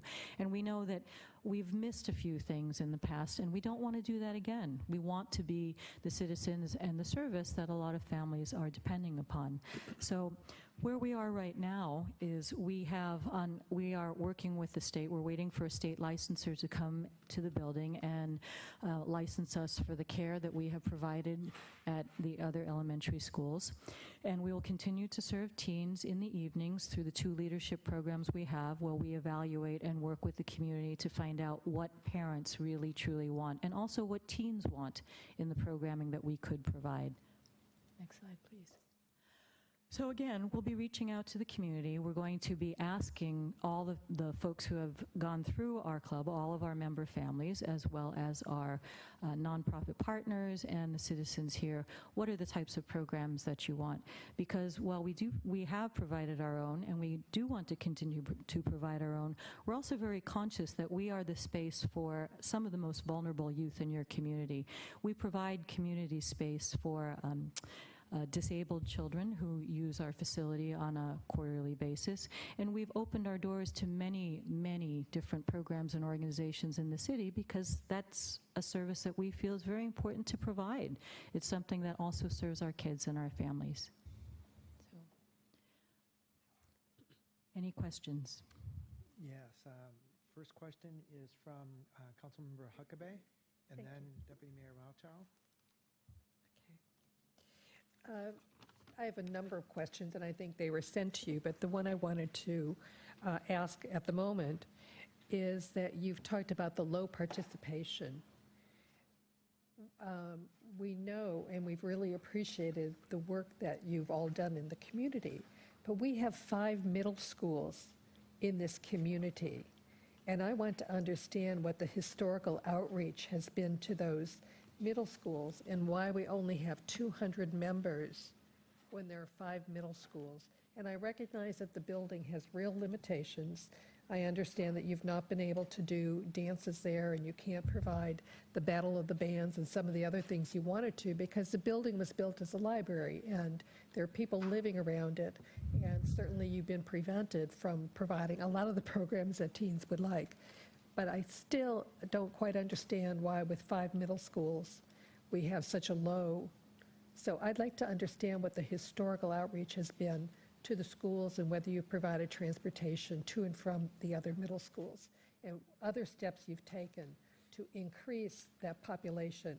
Because I agree with a lot of people here who, and others that aren't here tonight, that teens are a really vulnerable part of the community. They have very little available to them. And the reason we entered the partnership is because we wanted you to serve them. Thank you for the question, Councilmember Huckabee. I think clearly what we've done in the past has not been successful. And that's one of the reasons why we're going to reach out to parents and reach out to teens and ask about the types of programming they need. On the transportation front, we do have a fleet of vans, and we do plan to transport as we have in the past and as we do at pretty much every other site. But the outreach this time is going to be different. I've been in this chair for just about 1 year, and it's been a great privilege and also a learning experience, because I agree with you. It's clear we don't have the numbers there. So we're going to change how we do outreach and do that very intentionally at all the schools now, and try to reach all the parents who could use our services and ask them, what do you need? And also ask the parents. That's something that we'll be rolling out in the next month or so. What I want to go back to again is to repeat my question is, how have you outreach to the teens at all those schools and their parents to see the kids from Beaver Lake Middle School and Pine Lake Middle School and Endeavor and the other middle schools that we have in the community? Are they coming to this program? And if so, how are they coming? Are they being transported? And what is the level of outreach been? Jamie was the executive director of the site just previously. She can give you more details on this than I can.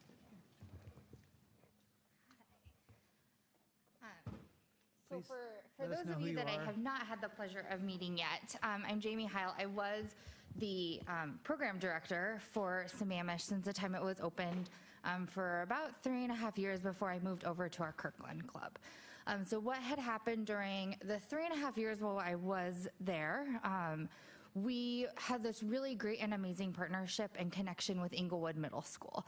Obviously, it's the one that is the closest to us, right down the street. And the city had put in sidewalks recently, right after we opened, to allow those middle school kids to walk down the street. So that is the one that we had connected with. We did the walkabout program through the volunteering through the Lake Washington School District, signed up there, and went during their lunches. I'm not sure if you guys are familiar with that. Walkabout is going during their lunchtime, just hanging out with the kids, getting to know them, telling them about the programs, getting them excited for, at the time, the dances that we had, any kind of late night activities that we had. I'm going to talk a little bit about Beaver Lake and Pine Lake, and then maybe to ask you again what other middle schools I might be missing when I'm thinking about the middle schools in the area. We did work with Beaver Lake and Pine Lake somewhat. We are very limited on transportation accessibility at the time.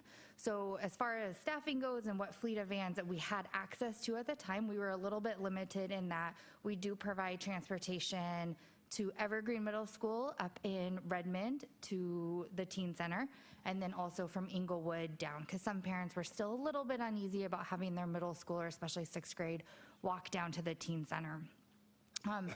And then Beaver Lake and Pine Lake, just because they're in a different school district, does not provide transportation down to this end of Sammamish. So we were really limited. However, we did work with them. Some of their leadership programs came in. I myself had gone to Beaver Lake at times during their school sessions as well. So there wasn't as much connection as we had with Inglewood. I think a lot of that was just limited based off of location and geographic distance to the club, though. Can you tell me which other middle schools you're thinking of in the area? We have Cascade Pacific Middle School, but the again, question geographically, I'm asking is, I don't think just... we ever heard any report back that you were having trouble getting into the schools, or that the issue was transportation. Okay. Because we have a very large teen population in this community. Yeah. And I hear parents coming and telling us that they would like that continuation of the program, and it appears that it was less successful than it could have been, because it wasn't really addressing all the kids in the community. Yeah. So I apologize that you guys hadn't been aware of the transportation issues or obstacles that we had. I think that was something that we could have done better and communicated with you on, especially if you guys were eager to help support us in that. Cascade, we did have a couple teens from that middle school, but again, just geographic distance, we are too far. Another one that I can think of is Renaissance. We were pretty close with Renaissance. We had a good working relationship with the staff and secretary in that school where she would let the students know about any activities or programs that was going on. Eastside Catholic is another one that we had made the connection with. Eastside Catholic students, a lot of them don't always live on the plateau though, they commute in. So we were our hands were a little bit tied with Eastside Catholic. Distance-wise, it was a perfect opportunity for us, just those students didn't always live on the plateau. So once school got out, they would head back home to wherever that is. Does that answer your question? Yes. Great. Next, Deputy Mayor Malchow, and then Councilmember Valderrama. Well, thank you for being here tonight. I'm someone that I think Mr. Shedd referenced as being an attendee at the Summer Dreams auction on an annual basis, so I certainly support the cause that the Boys and Girls Club does. I appreciate the service that they've provided in our community, but I want to express what I've heard from our community. There was concern about the timing of the letter and that it caught community members off guard. They didn't have the opportunity. I think we heard someone give public comment tonight that they had to really scramble to find a carpool for their child because they were caught off guard. They thought they had a program. So I think that's part of the concern in the community is they a little bit feel like they got the rug pulled out from underneath them on the programming. The displacement of some of the groups that were there. I think we heard from one of them this evening, which was the Spotlight Repertoire Theater.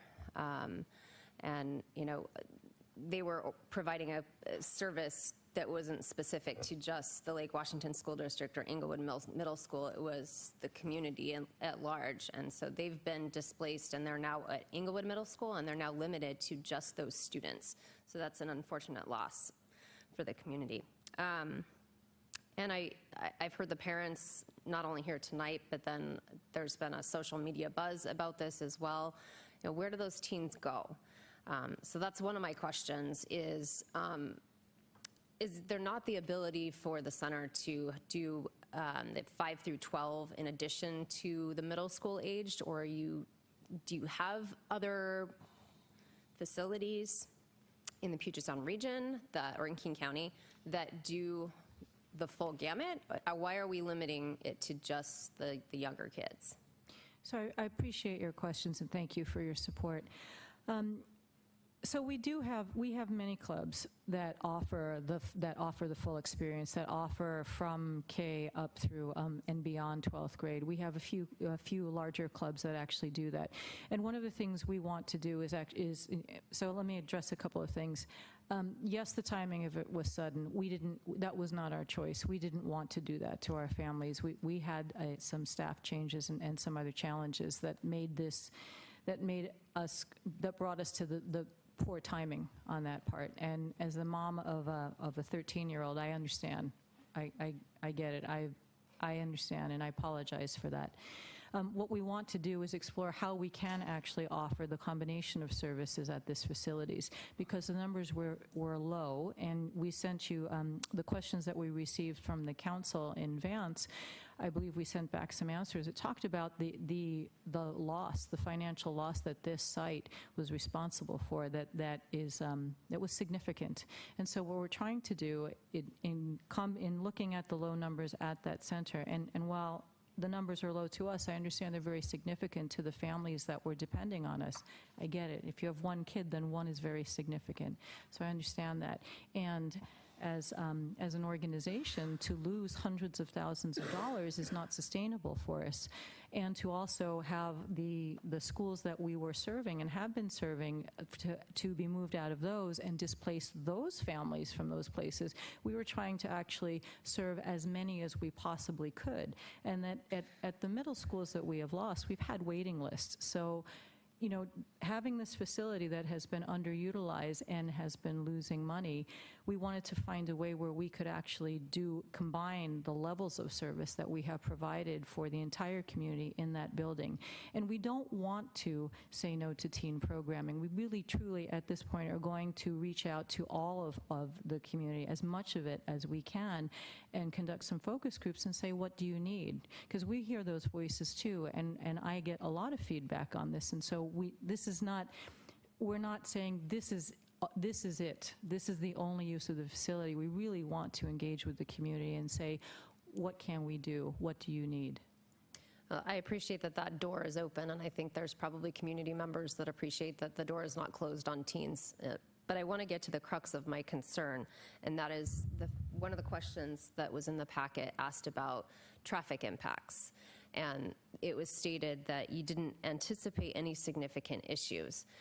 But I want to bring it up that intersection specifically is of concern to the city. It is a level D, which is close to failing. And so traffic in and out of that facility is concerning because there are constrained left turns. If you are driving northbound on 228th, you cannot turn left into that facility, which makes you turn left then on Inglewood Hill Road to get in there. That can cause congestion backups as people are turning right into the facility with through traffic that's trying to go down Inglewood Hill Road. The distance between the driveway that exists and the intersection itself is not very long, so it won't accommodate very many car lengths.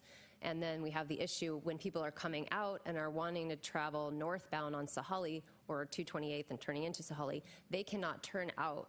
They are going to have to go Inglewood Hill Road, and I'm concerned about that left-hand turn. It is not a very long pocket there from the light to the driveway, and I have some real concerns about the traffic there, and so I would really like to see a formal traffic analysis done. So you're saying about 110 kids are likely to be served. You are serving 180 kids at the Lake Washington school districts that you showed here. In the packet, it says that the window of drop-off time that you're anticipating is 6:30 to 9. I went on and I looked at the bell times for all of the schools in the city of Sammamish, and the latest one is at 9, which means if you're getting kids to school on time, that window is actually compressed, so it's not 9. People aren't going to be dropping their kids off at the Boys and Girls Club when their kids need to be at school, so I believe it's closer from 6:30 to 8:30. And that time window actually matches perfectly, unfortunately, with the peak traffic flow that we have in that area. So adding any compressed traffic into that area, I think, is a concern and just deserves to have a formal analysis so we can figure out, if we go forward with this, what's the best way to get people in and out of there? We've got to be conscientious of the people that aren't going to be using the facility and need to get through that intersection as well. So it's a concern for me. Bob, if I can jump in and add to that transportation question, because it's specifically related to the traffic. We have a lineup, so if it's... I understand that. But in the letter of September 5th, it says that the Boys and Girls Club will provide safe transportation to and from the club. And then on another page, it says that parents will be coming there between 6:30 and 9 and 3 to 6:30. Which is it? It's both. Both. We do both. Drop them off and they take them there. Jane, you can provide. Parents will be dropping them off in the morning. We will take them to school. Them safely to and from. They will. Please, let's... Parents will drop them off in the morning at random times. Rarely do we see more than 5, 6, 10 kids show up at the same time. Boys and Girls Club vehicles, vans will be used to take the kids to school. Boys and Girls Clubs will pick them up from school, and then parents would pick them up at It a says variety you'll of provide times. safe transportation to and from the club, so. To that the is club important. from school. From school, and then From the after club to home, school. Or To school. back to their school. where In the parents mornings, will we pick take them up. to school. In the afternoons, we'll bring them from school to the club. In addition, Shyla's working with the Lake Washington School District and Barbara Postumus on seeing if they can make it a bus stop, and the Lake Washington School District providing transportation. So we are working on that as well. Okay, so I want to get back to my questions, and that is, how many vans do you have or anticipate running out? If you're covering the entire Sammamish Plateau, that's a lot of schools, so I anticipate that's a lot of vans. So I think it's safe to say that we won't be covering the entire plateau.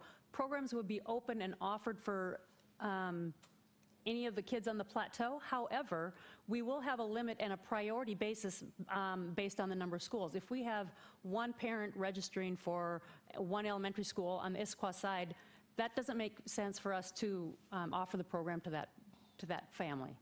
we won't be able to do that. There's no sustainability to doing that. We will have it we would open it up based on seniority and priority from those families that were displaced from our programs the last 2 years when we closed at McAuliffe and Smith. And then Carson Overflow has got 40 kids on a wait list as well. I would imagine that it will be heavily dominated by, yes, the Lake Washington School District side, but we would do our best to serve those that we can in Sammamish. So that's going to be my question, which is similar to what she asked before, is how are you going to do some outreach to the Issaquah School District? I mean, I want to make sure that this is a program that's open to everyone, because if it's a matter of parents dropping their kids off and you taking them to school, you know, I want to be sure that we've got equal opportunity for parents up here to take advantage of that. Sure, and I don't think there's any one organization that can do all that. That's why the Y is needed. That's why the Boys and Girls Club is needed. That's why Sammamish Children's School is needed. I think it takes a village. Sure, but what outreach will you be doing to parents of the Issaquah School District, and how will you be doing it? We will be limited by enrollment based on what licensing states is our maximum capacity, and we will do outreach based on spaces that are open. If we are full, we won't continue to recruit additional families. We will recruit when there are openings. So do you anticipate being full as soon as you open without doing any marketing? It's possible just by letting the families know that have been using our services the last several years. Okay. Thank you. Okay, next, Councilmember Valderrama, and then Councilmember Gerund. And then Hornish. Thank you very much. I had a whole series of questions that I had provided earlier to the city. I haven't seen a response, so I'm going to ask that series of questions here. But let me preface it and thank you again for the presentation you've done and the service that you've done here in the community. As was mentioned, it was a shock to a number of parents, the short notice that was given. It was even a greater shock to the council to see what was taking place. All our kids were in that program and mine weren't. I was curious, when did you start notifying the city as to this change potentially coming on board? Do you remember the dates, I don't Jane? have the date. End of the school year, June, July, I think is when we started to do some outreach, maybe. In July? I don't have the exact dates. Yeah, it was just before I notified the council that they had discussions, and we had come to the council and let you know that this was coming. All right, thank you. The second question is a broader question. Is before I came on the council, this was taking place, the boys and girls, and you were touting the success, obviously, that you have a much bigger enrollment in Redmond. And Redmond has similar demographics as we have. They have similar types of work, population base, and that. I understand the Inglewood Middle School, walking down, having had a kid at Inglewood Middle School, actually 4 kids that have gone through there. What's different between Sammamish and Redmond that you're able to bring in so much more in Redmond than Sammamish? Because that was supposed to be the model, and obviously we've changed several times in the last 5 years. So I'm not sure what you're referring to with Redmond as far as teen programs in Redmond. Yes. We haven't had a teen program in Redmond. We've had our school-age programming in Redmond at Redmond schools, Redmond Elementary, Dickinson Elementary, Rosa Parks Elementary. So it's been those programs. What I will say is teen programming at other Boys and Girls Clubs with similar demographics of the cities. Sammamish, our Mercer Island Boys and Girls Club, the Bellevue Boys and Girls Club main location on 100th Avenue, very low teen average daily attendance. So the kids coming every single day is extremely low. There's not a demand for it. Like Lisa said, you know, that one family that needs it and that one kid is absolutely important. But we are seeing an average daily attendance of 15 to 18 kids coming to use the facility on a daily basis. Most of the teens we find want to come for special events, special activities that they can do. Go to a different part of Bellevue, the Bellevue Boys and Girls Club in the Lake Hills area, a very different demographic, very different income levels. The place is packed, absolutely packed. 50, 60, I was there for a tour last winter, and I think there were 75 kids almost there. So it's not unusual, and I don't feel like we're a complete failure because we haven't gotten the average daily attendance. People say they want something for teens in this community, and absolutely they do. but they can't make their teens go there. 10, 15 will use it as a place for their kid to be every single day after school. The rest want it for special events. I'll tell you, from my perspective, when that council, because it was prior to mine, but it's continued, the biggest concern we have are our teens that aren't involved in other activities, because the preschool kids, the kids that are in elementary, may get into some little trouble breaking a window or something. Teens get into a much more serious problem, and so those are the ones we want to have attended and addressed on the issue. And so my concern is, how do we continue to serve those kids that aren't into an organized program? And that's how I saw this whole program was founded and based upon. So I'm interested to know how you're going to continue to support that and fill that void, which was the original basis for what we were going to be doing here. Additionally, I wanted to also look at a couple of issues. One of them is, since you've given the notice, those parents have now placed their kids in other pre and after school programs. What makes you think, as a parent, you would then pull them out again and put them in a new program? We have a significant number of folks and parents that you've witnessed here this evening that love the Boys and Girls Club, believe in what we do and believe in our mission, and are ready to come back when we are able to open the doors. So you believe you'll get 100% plus that will come to this? I do. Well, and I let me echo Jane's comments and say that it may take a little bit of time for us to get to that 100% plus, because there are likely some parents who have chosen a program that they're going to stay enrolled in for a year. There may be others, and again, this is why it's very important for us to reach out and survey and ask parents and ask teens. There may be others who are finding short-term alternatives because they do want to come back. So I appreciate the concern, and we will find out more. We're going to ask. All right. Yeah, I find it hard as a parent to think that I would pull twice. At least in my case, I wouldn't, but hopefully your confidence will be redeemed on that. The intersection that we were talking about and the potential of it failing with the increases. I recall the original extra entrance was put in at our city's expense that we had put it in. Is the Boys and Girls Club going to assume the expenses for increased mitigation that needs to take place at that intersection? I think it would be wise to get a number and an understanding, and to do that traffic survey first and understand what the cost is we're talking about. Understand, but assuming that there is a net increase that's going to have to be invested in there, is that something that the Boys and Girls Club is anticipating covering that cost?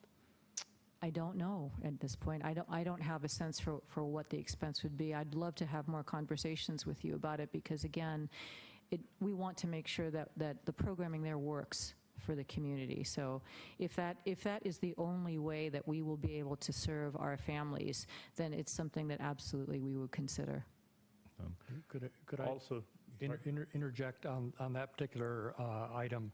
One of the things that we as staff have been looking at is essentially the change in use. There is an adjustment, and so it may need to have a change in use process going forward, depending on what your programming is. And essentially it comes down to a process for a conditional use permit, since it would potentially could change the use. And that is something that we would have to determine how the facility would be used. So having that outreach and having that survey work done would be very important. And then part of that use would determine whatever traffic analysis would need to be done as well. And to Council Member Valderrama's point, there is the potential of having to do some capital infrastructure improvements, but until you know specifically what the use is, would make it difficult to determine that, and that would come through the transportation or the traffic analysis that, as staff, we would recommend be done. But it would be on their dime if it's done? That, per the terms of the operating agreement, yes, that analysis would be done. No, I meant the actual construction. That would probably have to be negotiated with them. I don't believe it actually talks about that type of analysis or that type of improvement for traffic. But that would be a requirement potentially that the council would want to require. I prefer discussion than negotiated. Going back to the clubs, you have two clubs that you cited that you're going to continue to support, the Keystone and I think the Torch Club are the two that you have there. Since it's currently been open, as you cited, to all different activities across the community, why were those two singled out and why not all others first of all? They're two of our Boys and Girls Clubs of America national award-winning programs about community service, teen leadership, and mentoring and being involved with the community. Yeah, but there are other ones here as well, whether it's the Interact or other ones that exist here. Would they be also eligible to stay and participate if they wanted to use the facility? I think we should absolutely talk with them about that, absolutely. I think it'd be a Okay, great that's why I was partnership. curious why you pulled those two and cited them out. Because I was referring to the Boys and Girls Club specific programs. Those other ones would be partners that we would be willing to talk with, just as the repertory theater. I think we can talk about other times of day that are available if they want us to continue to run the program. I don't see a huge problem with that. Jamie has something to say. Interact is actually run through the local high schools. We Yep. never ran Interact. So our versions of Interact, which are the leadership programs, are Keystone and Torch Club. Do I need to go to them? Yes, please. Yes. Sorry. For our viewing Second audience council at meeting, home really? that's riveted by this conversation. Sorry. Okay. So Interact is run through the local high schools. It's not a Boys and Girls Club program. So it's very similar to our Keystone and our Torch Club programs in that it focuses on leadership building through community service projects and acts, et cetera. But Interact has never been a program. Our versions of those are Keystone and Torch Club. So that's why we chose to keep them, is because of the impact it also makes, hopefully, in the community. What is the size of the current membership, and when do they meet? Did they meet before you made this change? So Keystone's membership is going to be deferred to Rachel Smith because she's currently running our Keystone program. And then Torch Club is also ran by Rachel, I'm assuming.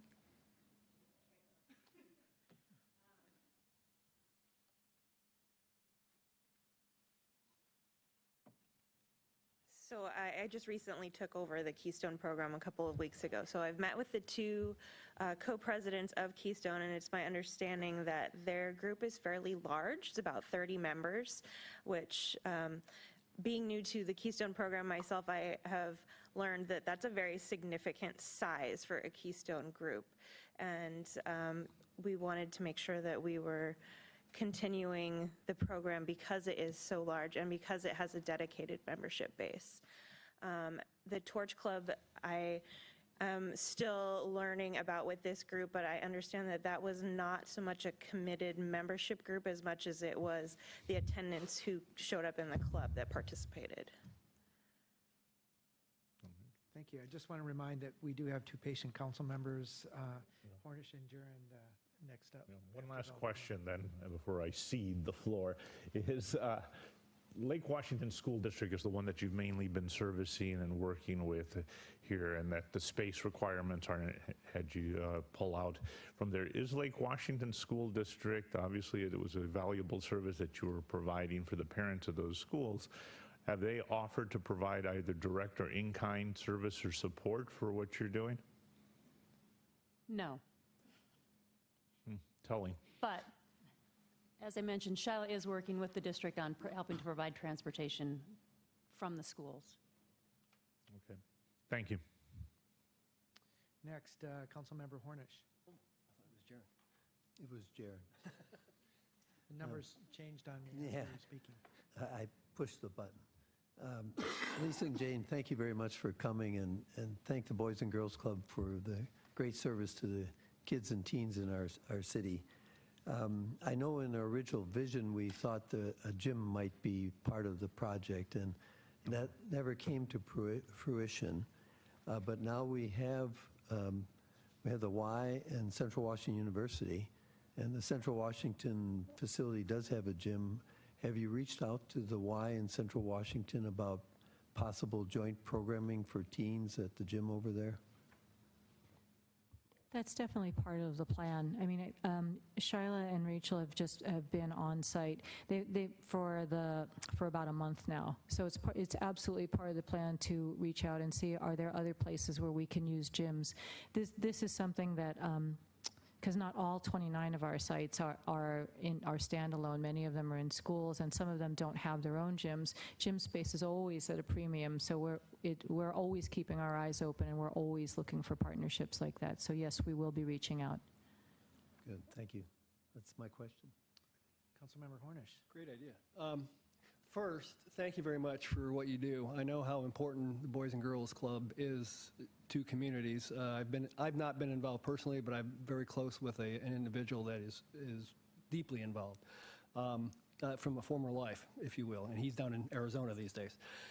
I want to be able to do everything we can to keep you there to provide a community service that we see as extremely important. However, we need to balance a lot of different things, as you're hearing. So I've got three main questions, and I'll just state the first one, this traffic impact study. Your proposal, in my mind, sounds like a change of use, which our code requires a traffic impact study. So I think that's going to have to be done, period. And then we'll have to figure out what happens with the mitigation and everything. Number two is a question for you. What is your goal from a financial view for this new plan? I know kind of what the financial history has been, what that you provided for us. Do you want to get to the black? Do you want to be cash flow neutral? I like you said, you don't do it to get rich. I know I presume you're not trying to make money, but are you willing to continue doing with this new proposal to continue to lose the same amount of money that you're losing now on a cash flow basis? I was the one that asked for a business plan. I'm trying to get a handle on just what point, if you're trying to break even, how many families would you have to have? Thank you for those questions, Council Member. I would love if we had a surplus every year, and you're correct, that is not a goal. My board would love if that was a goal, but I think of the sites that we run, some run with a surplus. I hesitate to think about it as a profit because we can always spend more money on our kids. We can always add more programs. We can always provide more scholarships. So there are some sites in the county do run at a surplus, and there are some that will never meet their goals because that's just not how their community is. We have a number of clubs that we call focus clubs that serve almost 100% low-income, free and reduced lunch kids, and that's in partnership in some of the other parts of the county with housing authorities and low-income housing providers. That's not the case here, and I do believe that we can get closer to being neutral, to just being able to pay for the services that we have here. As far as the numbers go, it really depends on the type of programming we have, and I could talk for a long time about the different ways that we can get to that neutral space. Historically, when we offer licensed programming, that usually generates a small surplus. It's not a moneymaker, if you will, but it always can pay the salaries of the people who are providing the service and also pay for the rent and the overhead to operate the program. But it's also a combination of that, summer camps, teen programming, memberships, rentals to communities. It's that whole package that actually gets us to that neutral point. It's just that I know that internally we can do better with the programs that we provide. So I wish I knew that there was a number of specific families that would tell us that we were going to hit our goals. It really depends on the mix that we're putting in. Well, I'm not looking for that. I'm looking at the number you need. Not the number that's committed, but the number that you need to make it work closer to an acceptable financial return. The number of dollars or the number of kids? Number of families. Number of kids, yes. I mean, I'm guessing it's somewhere around 70 to 80 if you're looking at 120. Was it 110 full enrollment, 120? I can't remember. That we don't know yet until the licensor is out and decides. Okay. So do you have any, is it in that 70 to 80 you think would be enough? I think 75-ish is right on. Okay. Because it also will encompass our athletic programs that have been operating out of there. That's all part of the overall revenue and budget mix. And if you don't get that and you have a loss the first year and you build up second year, that's, I Exactly. assume that would be acceptable. I understand that. Okay. Well, then my third question is, and I understand from a response to one of the questions that other council members had, that your position is that the contract is as it is and you really don't need our consent to do so. But I'm wondering, would you be willing to reopen the terms of the contract to say, here's what you're going to do now, knowing that that's what you need as one example, and then maybe there's a few other terms like the traffic mitigation that we would agree to if it comes out that we needed, and what was the other thing I came back to? Oh, and then hopefully getting back to a full service for teens after school as well, 2-3 years out. I'm wondering if you'd be willing to sit down and maybe amend the contract, for lack of better words, to kind of spell out what this new plan is, and maybe we could establish some thresholds to say, you know, as long as you're getting here, keep going. But if you don't make some of those thresholds, then we ought to rethink it, you know, now, and set up those thresholds that you need to meet. I'd absolutely be willing to talk more with the council about that. I think the next step is find out what the community wants, and then we can talk more about that. Because again, we don't have the concrete plan about what exactly is going to happen there, because it's really, really important for us to find out from our families and to do a lot more of that investigation about was it transportation? Was it what exactly contributed to us not being able to get to that average daily attendance right now? So I hope to do this in partnership with you. So yes, we'd be willing to talk more about that. I'm hoping that will work. Unfortunately, I think that's going to take more time than kind of what I thought you were planning, but just a heads up. I think we can keep the partnership going if we can do that. Okay, Councilmember Huckabee. Thank you. I'll ask the rest of my questions. I thought we were only going to do one each. So, I feel very much like Councilmember Hornish. It seems like you have a very active program there, an athletic program and a summer program. The only change you're making is eliminating the teen program and bringing in the child care program. So I think it should be relatively, in my mind at least, not that challenging to come up with a proposed business plan to see if you're going to be successful. I was shocked at the numbers in the losses. 3 years ago, the contract calls for reports from the Boys and Girls Club, and we asked for a financial statement, and we were told that it was impossible because it wasn't broken out. So we didn't realize that, other than the fact that the current staff was renting out to a lot of different organizations, as opposed to seemingly having a lot of membership for the kids. So we weren't able to see very well inside the program to see what was happening. So that's, again, I would very much want to see some sort of an initial business plan, get some information on the traffic, and then I want to go back to another thing, because this center, this facility was supposed to be used for teen programming, and during the day, when the teens were not there, it was supposed to be used for city programming, for seniors and for others.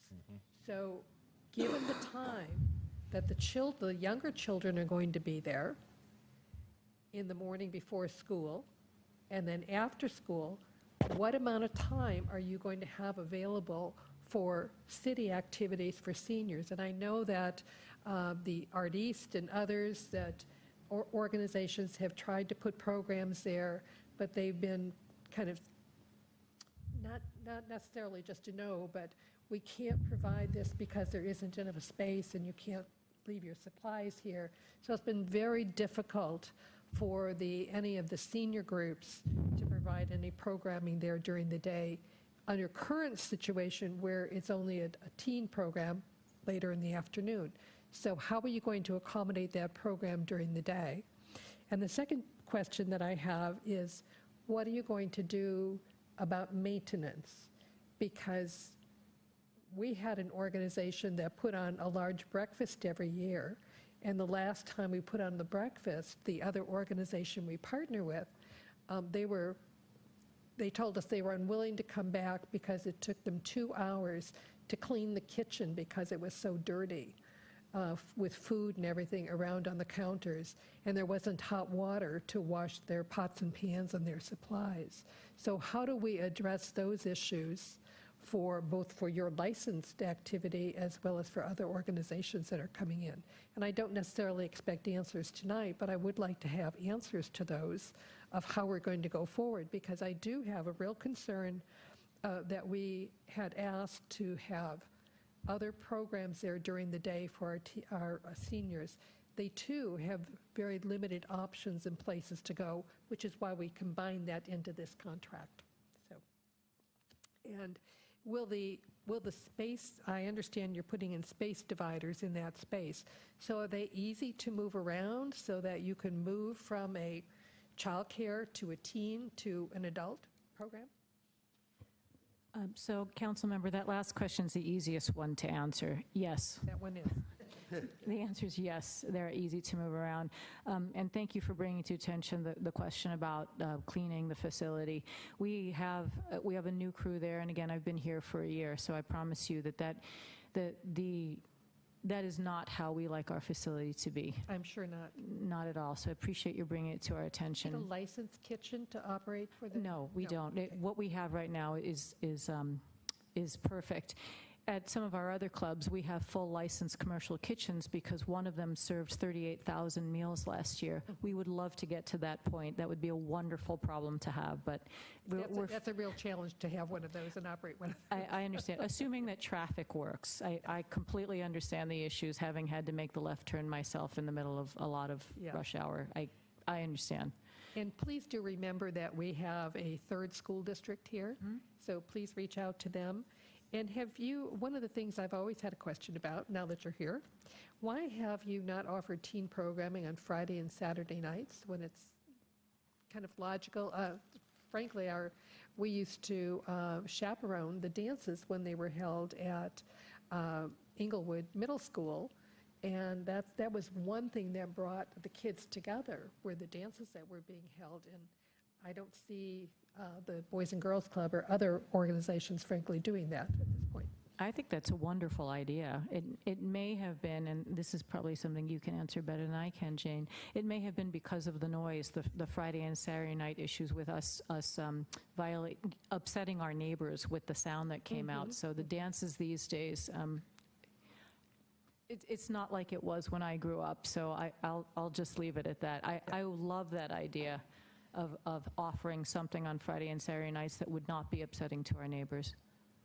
Well, I hope you talk to other groups like we've heard tonight, because they sponsored a lot of theatrical and other programs there. Sure. And those Absolutely. are things that a lot of the kids that are not athletic are looking for, and that's really important to us, that those uses get addressed as well.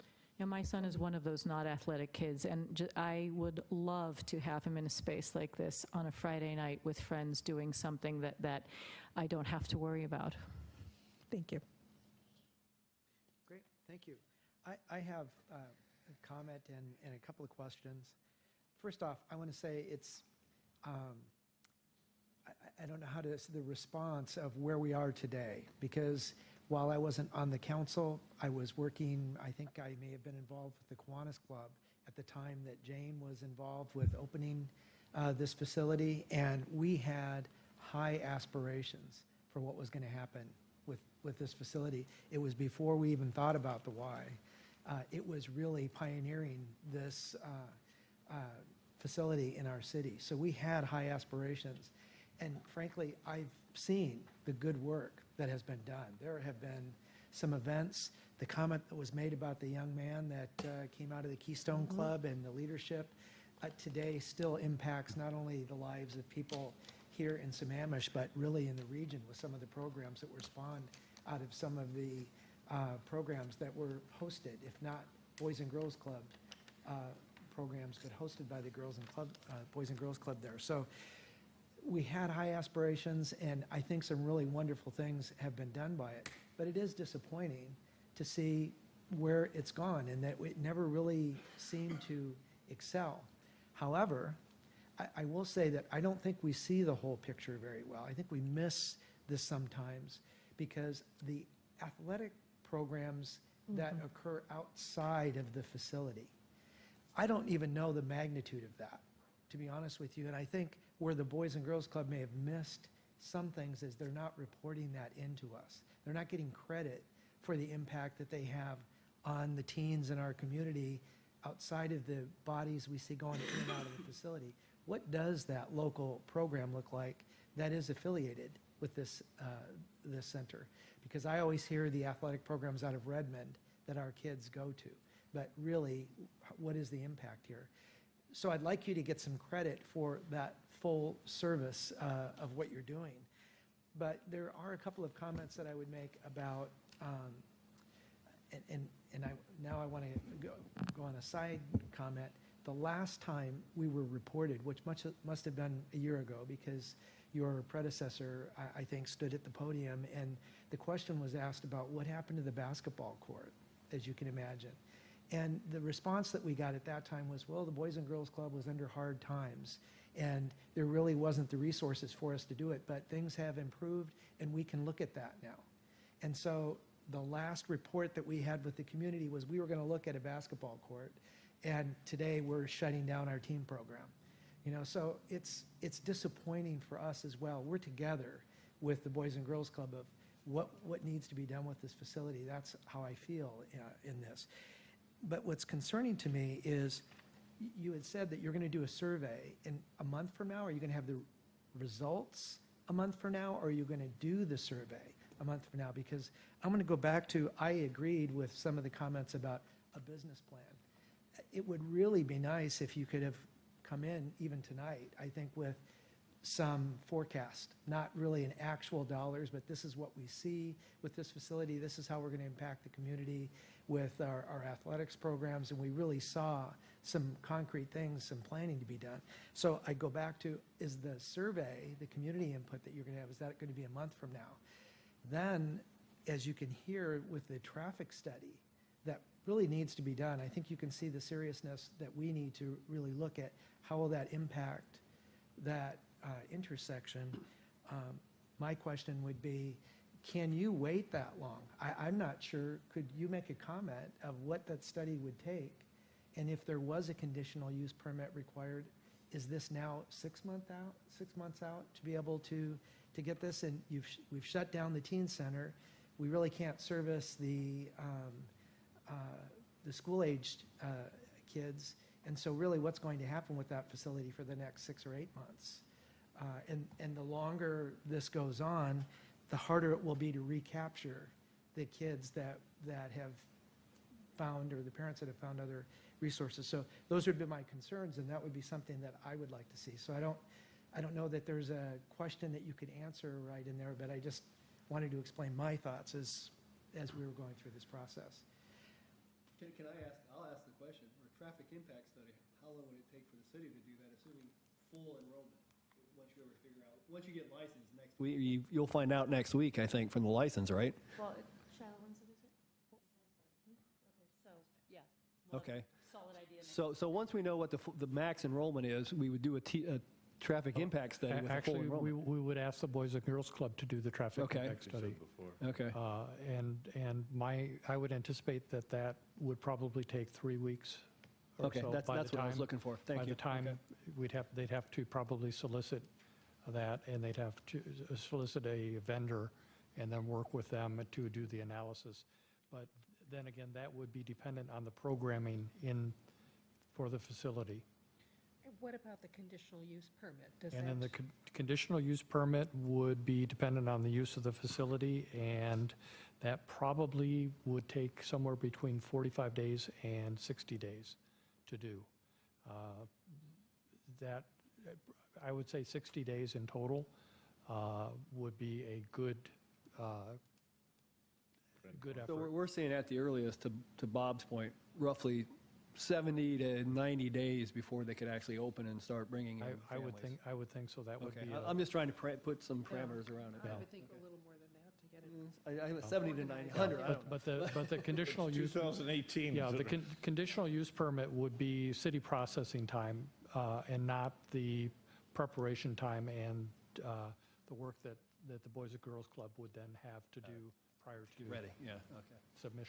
Submission. Yeah, it does sound like about 2018. 2018 at the earliest. So I see no more questions.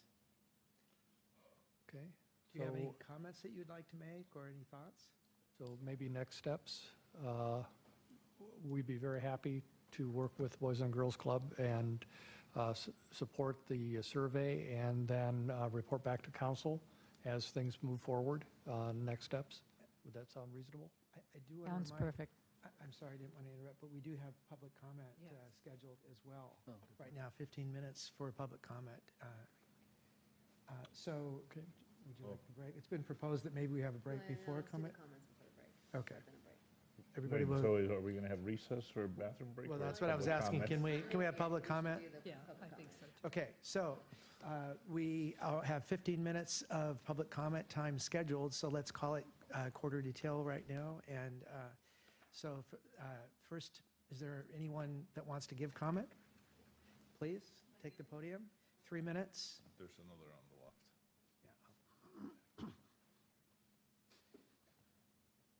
If there are a number of people, you might want to stand behind the podium, and we can go right up after each other.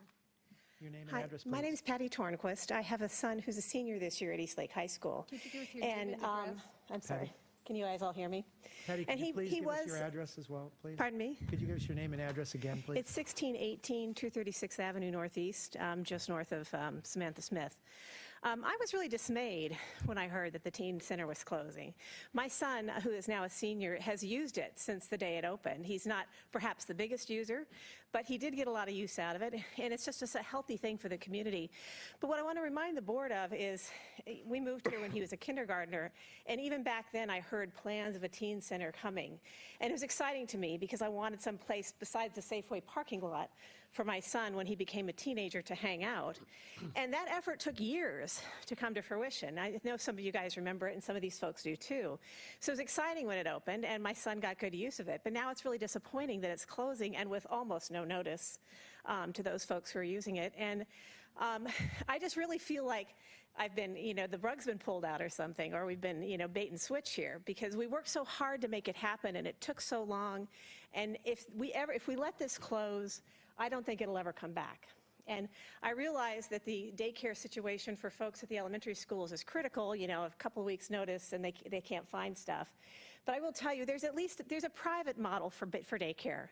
If there's demand here on the plateau, and if we make the business community amenable to it, we'll have some for-profit things open up and take care of this need. There is no for-profit model for a teen center and for a community center to rent space for places for other organizations like Spotlight or for the senior community. The city needs to make sure that happens here. And letting this go, it won't come back. It won't come back. For those of you who are worried about the child care, you need to worry about what your kid's going to do when he's 13. And the Safeway parking lot is not the healthy place for them to be. The teen center is, and maybe the programs being offered need to be changed to actually attract those kids, to make their facility more enticing than the Safeway parking lot, but we've got to have that facility here. So I encourage the city council to do what you have to do. If there's a contract problem here, find another lessor and find somebody who can run that center for the betterment of the city and the community and the teens and the senior community. Thanks. Thank you. Next, your name and address, please. My name is Sue Kwong. My address is 529 244th Avenue Northeast. So I actually have a child who's 10 at Smith and a child who's 12 at Evergreen. And so I'm impacted by both situations here. But the very different thing happened. My 10-year-old at Smith, I got a letter during the school year. There was this alternate solution where the YMCA was going to step in. And so they're at the school. The YMCA has taken over the program at Smith. So even if the Boys and Girls Club opened for my 10-year-old, I wouldn't bring him there because he already has a school solution. My 12-year-old is very different, right? We got notified weeks before school started. I still don't have a solution for him. Right now, I'm begging other moms. We have trying to get carpools together. Even asked our music teacher to pick up my son on a couple days. And so I've called around. I've talked to the Taekwondo Center. They don't have any openings. I've even talked to the Chinese school that's running at the church. And they said, yeah, we can have your son here. He can stay here in an area to do his homework, but it's not a program for teens. I said, can he take some of the classes? They're like, well, yeah, he can, but it's with a bunch of kindergartners. I was like, what's a 12-year-old going to do with a bunch of kindergartners? So I still don't have a solution for my 12-year-old. So The thing I would have requested is, could we have had an alternative solution, whether it's busing to somewhere else, whether it's understanding what the needs are before we just shut down the program, because now it's not operational. It's neither benefiting the elementary school kids nor the teens. So I find that kind of challenging, and I would ask to reconsider opening it up. And, you know, even for the parents that are here today, we don't have solutions. The other comment I'll make is, as a teen center, I would be interested to see what the original business plan was, because I pay $80 a month for the bus service, but other than that, even if you had 75 kids in there, which is kind of what we'd say, it's great enrollment for teens and for them to use the center, it's not a money generator because we're not paying for them to go there. They're just a nice place, a safe place with internet where they can do their homework and for them to be with their friends. So I don't know what the original business plan was and how that's impacted by low enrollment versus high enrollment of teens. Thank you. Thank you. Your name and address, please. My name is Kevin Ketchum. I live in Seattle, 6623 Ellis Avenue South. So I drive a long commute similar to what Jane was experiencing. I work for the Boys and Girls Club. I'm the assistant program director at what will be the Sammamish Boys and Girls Club. And I just wanted to more or less punctuate this conversation by honing us back in on what we have for the vision moving forward. And I really do support the change that we're making because I think it's going to do a lot for the development of young people. So when we think, my background's in human development, that's my education. One of the things that can most enrich a child's development is consistency of environment.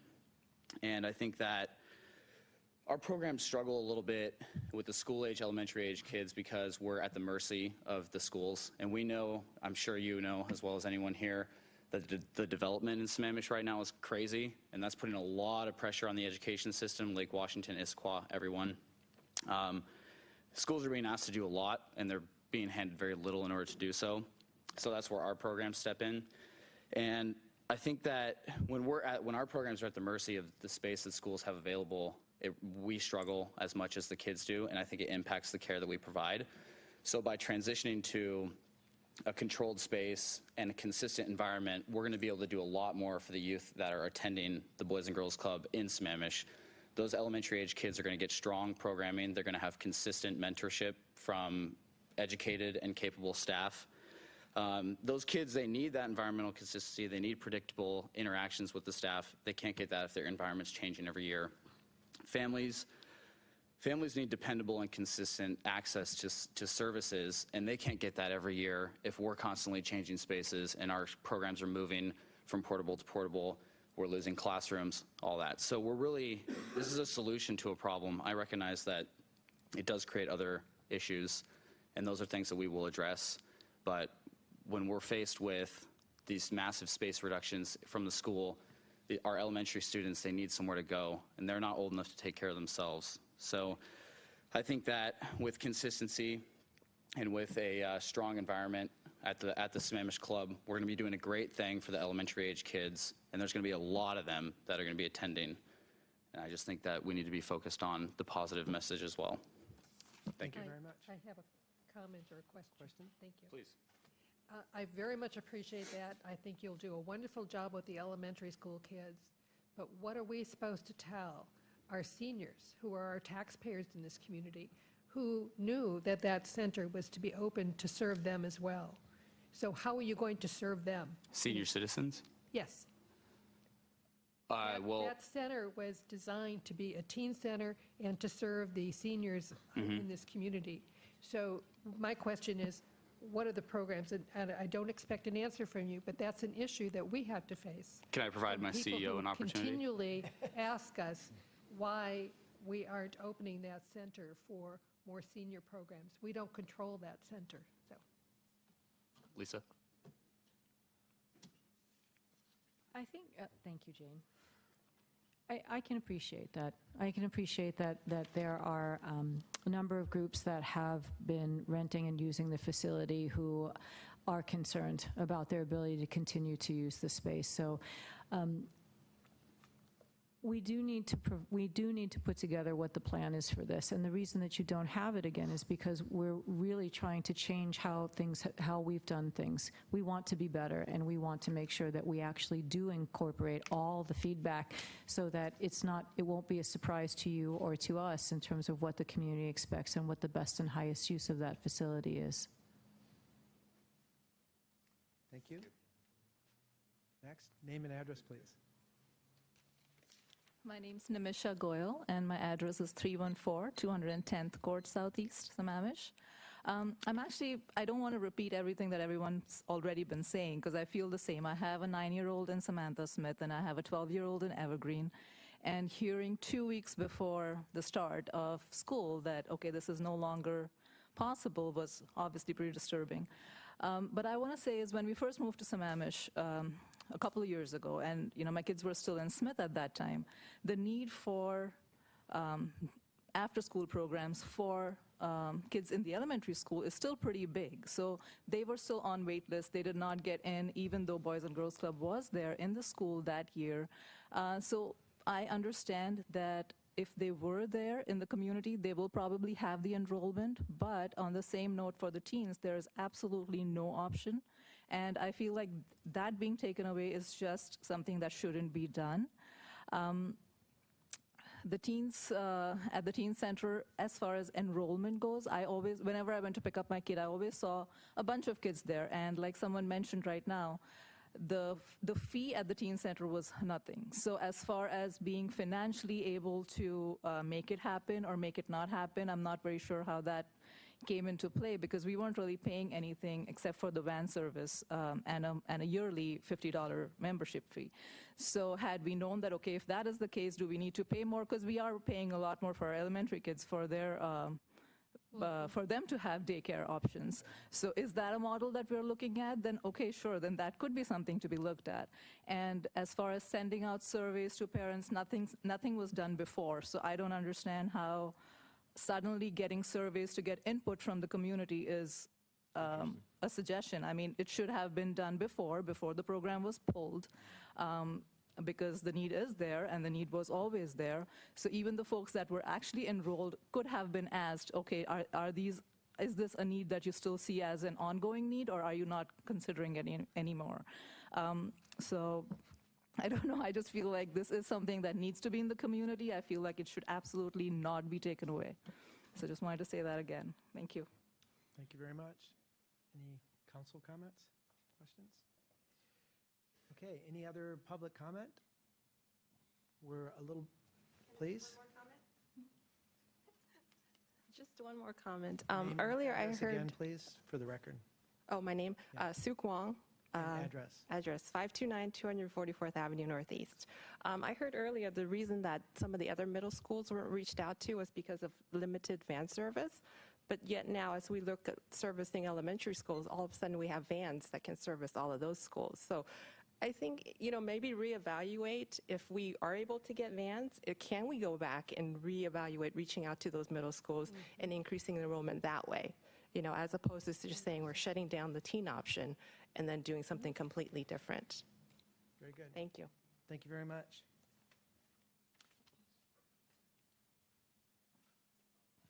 I think this might be our last comment for time. Just a quick comment as the director of Spotlight. When I did have my classes there between 4 and 5:30, I did have enrollment from kids outside of the Lake Washington School District. There were kids from the Issaquah School District, and I even had one from the Catholic school over here. So it was generating some more revenue, if that's what we were looking for, but there were other interests. There were other kids that were interested in joining this year, but we can't have it here now. So we're looking for a space since we can only serve Inglewood. How did you do your outreach? I just went to all the music teachers, and I went to all the drama teachers in all the schools. I put flyers outside the schools. I hit every Facebook page that had anything to do with like middle school and high schools. I contacted and started relationships with the music directors mostly. Very good. Thank you. I think we're we're closing in on the time that we've allotted for public comment. So it was suggested that we have a 5-minute break at this conclusion. So 5 minutes, if we could try to hold to that. I want to remind the council that we have 11 minutes right now to the close of our meeting. Member Huckabee, they're going to join us quickly. So we're all here. Yeah. I've been told if we all just say yes, the presentation is over. Yes. Yeah.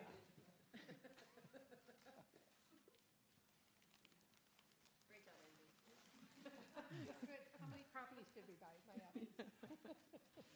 All right. You should have kept them here. This should have been the last subject. You enjoy the company? Mayor, council members, and members of the public, and fellow staff. Tonight, two lines here as well. Tonight, we're revisiting the proposed land acquisition program for council's review. And based on feedback from a previous council review, staff has simplified the proposed strategy and program. And the program is still grounded in the community's priorities. Yes, please. Usually I'm too loud, so. No. This, It's better. okay. Should I start over? Okay, no, we're moving. Right. The program is grounded in the community's priorities as related to land acquisition and standardizes the initial screening by which potential acquisitions are presented to council for consideration. So tonight we ask for council's feedback on the draft strategy that we're going to present in the program with the intent of returning next month for adoption of this. So with that, I'd like to hand it over to Anjali Meyer, who's the project lead, and we also have Chad Weiser from OTEC, who's the consultant on this project. Good evening, Mr. Mayor, members of the council, Mr. City Manager. I'm Anjali Meyer, Interim Deputy Director for the Parks and Recreation Department. And without further ado, I'm going to jump into my presentation, introducing the Land Acquisition Strategy and Implementation Program. A quick recap, efforts on this started earlier this year with an existing conditions analysis in early February. We had our first set of meetings, followed by a statistically valid survey in February and March. We came back to you in early May with survey results and shared the priorities of the community. And in mid-June, we came up with selection criteria and took that back to the community as well. As Angie mentioned, a recap of the June 13th meeting, we introduced the selection criteria and draft strategy, and we did have an elaborate two-step process. And the first step was initial criteria, but then we took it into categories of active use, passive use, and preservation. And we got a lot of feedback that night, and council pushed back and said, you know, look at what the community asked for. So we have gone back and reworked the document, and we hope you like what you'll see tonight. The next few slides summarize the draft program. This program is included in your council packet. I'll do a quick run through. The intent of this land acquisition strategy is to preserve open space and balance development and make sure we have enough open space for future generations in Sammamish. And it is to give us a more proactive approach to go about acquiring land. As a first phase, we are looking at coming up with a tool for screening of properties and streamlining procedures for implementation. Our guiding plans are the comprehensive plan adopted in 2015, the Parks, Recreation and Open Space Plan 2012, Trails, Bikeways and Paths Plan. We have a document that is dated 2004, Town Center Plans 2008 and 9. And as council is aware, some of these plans are currently being updated. And the guiding policies that are relevant to land acquisition are included in Appendix A of the document. And this will be a living document because as some of these plans are updated, we will go back and update the guiding policies. We also have some upcoming plans, such as the Urban Forestry Master Plan, that will also get added into that appendix. Most of this work is within the urban growth boundary of the city, but then we have a couple of guiding initiatives such as the Emerald Necklace, as well as the King County Conservation Plan that is looking at conserving land outside our urban growth boundary as well. Existing open space assets, as a framework of reference, we have today 724 acres of land owned by the city in parks, preserves, and facilities. We also have public drainage tracts accounting for 329 acres, giving us a total of public open space of about 1,053 acres.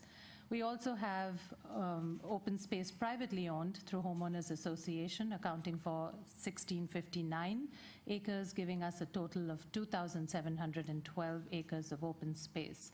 This table does not include 37.5 miles of public trails, as well as about 742 acres of land owned by other agencies, not necessarily open space, but by school districts and sewer and water districts, golf courses, etc.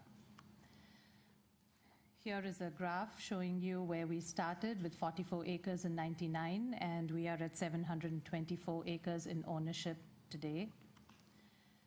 An important piece of this study has been feedback from our community, and the public engagement included public meetings, a focus group meeting, a virtual town hall, and regular check-ins with the council and our Parks and Recreation Commission. The results have been consistent. The public supports acquisition of land. Evaluation process. The property acquisition prioritization checklist will be used for the initial screening of properties, and this is included in Appendix B of the document.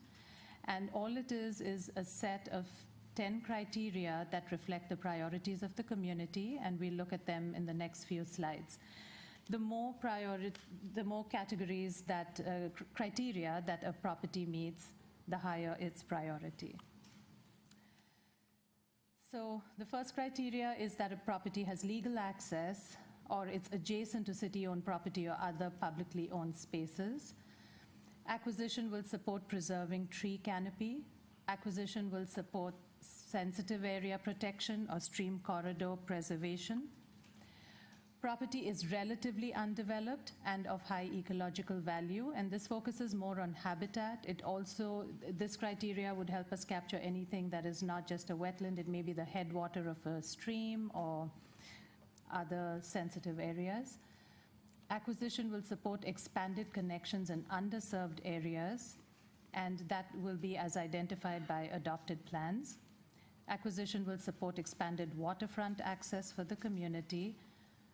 Property can be acquired at or below fair market value. Acquisition aligns with grant funding criteria, or there is an identified partner for acquisition.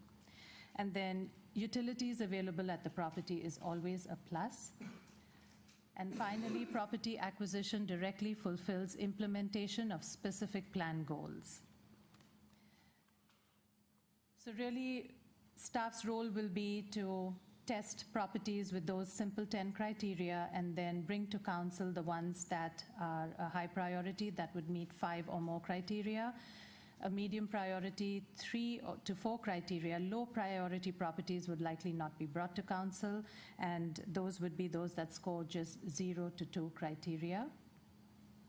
So this is a flow chart just showing you what we talked about. So properties are screened, and then they are ranked as high, medium, and low.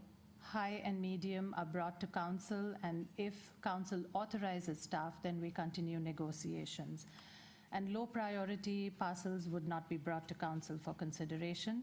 That said, we all know there are outliers. There may be some parcels with 2 criteria that score really high. If staff feels there's a need for council to look at them, we might still bring them for your consideration. And then finally, the implementation methods and checklists. What we did as part of this exercise was to list all the possible ways we could stretch our dollars and acquire property. Some would be a direct purchase, fee simple, right of first refusal. There's always the possibilities for donations and life estates. Conservation through transfer of development rights, a program that's being looked at by the Community Development Department, as well as the Conservation Futures grant programs. And then there are others such as public easements, lease, land trade, dedication, etc. For most of these, we have checklists just to make sure that staff is consistent in our procedures, and those are included in Appendix C. It's really a tool for staff to make sure we aren't missing any touch points with council or any steps of due diligence. Public education always helps.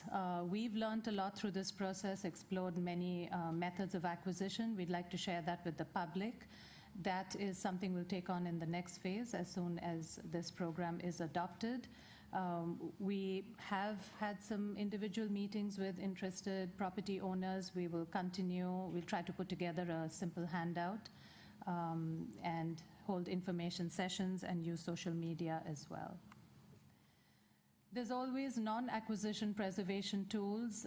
There may be sites that score high, but they have sensitive areas that would remain protected regardless of whether the city were to acquire them or not. And so even if they scored high, council may elect not to purchase them unless public access is a priority for those sites. As for next steps, introducing the program to you tonight, and if what you see aligns with what we've heard from the community, we will bring it back for adoption next month. We can also start working on evaluating properties based on this checklist and bring those to council for consideration at upcoming executive sessions. That brings me to the end of my presentation. And I would just interject a couple comments from my perspective. One, I think that staff did a great job in simplifying the process from where taking council direction to make it a very simple or more simple process for evaluation. And secondly, the point that I wanted to make is that this would not take away council prerogative and allow council to exercise judgment and prioritize actual spending of the dollars. So I just wanted to make sure that you're aware of that. And you know our ability to make judgment calls. Okay, is that the end of the presentation then? And That so is. here I see a few questions, starting with Councilmember Huckabee, and then Councilmember Hornish, and then Gerard. I very much like the outline and the program. My biggest concern is timing, because we had talked about the urban forestry program, and under that program, whether we would tie trees to stormwater. And if we did that, and that's a big policy decision that won't be made until sometime in 2018, that would really direct, to a large extent, where properties that we need to acquire, and many of the criteria in here do cover that. So that would be my only concern, that we look at and start buying pieces of property, and then later find out that we don't have enough money to acquire the other pieces that we need to provide for our tree cover in the appropriate places to help with the stormwater. Just a comment, no question. No. Okay, I need to make a correction. Councilmember Gerard, and then Councilmember Valderrama, and then Councilmember Hornish. Thank you, Mr. Mayor. I have a comment about the public easement checklist. I appreciate all the checklists for different ways of acquiring public property. The public easement checklist does not include the development review process. Did you want And, that? So, we have separated that. The development review will follow a slightly different process. We would review through development and identify easements that may not need as elaborate a process as if we were to approach landowners separately. We would probably have a dedication or an easement, but it would be through the development review. Okay, I was just wondering where we are in the process of looking at changing our development regulations, perhaps to require easements around the perimeter of new subdivisions so that we can get those connections. That is something that the Community Development Department is looking at currently, and they're trying to incorporate that into the work plan. Is it at Coming the back. Planning Commission yet? Or? I believe it is actually at the Planning Commission, but it is scheduled, I believe, to get there. So I'll probably have to come back next year in 3-minute talks. Huh? Yeah, yes. You could milk it a little bit and get 3.5 minutes, I think. You can do that. Well, we could all come. One could There come we one go. week, and we could take alternate weeks. Actually, Depends on who the mayor is. 3.5 minutes. well, I'll be representing Sammamish Friends and get my 5 minutes. Very good. I did have one other question or comment, and that is if you add up the open space we have already, including parks, it's about 20% of the land area of the city. So that's pretty good in itself, but philosophically, I'm very strongly supportive of acquiring as much land as fast as possible, because once it gets developed, it's gone. And we can acquire land. If we say we've acquired too much land, you can always sell it, as we've done in the past. So I'm very enthusiastic about this whole program. Great. Councilmember Valderrama.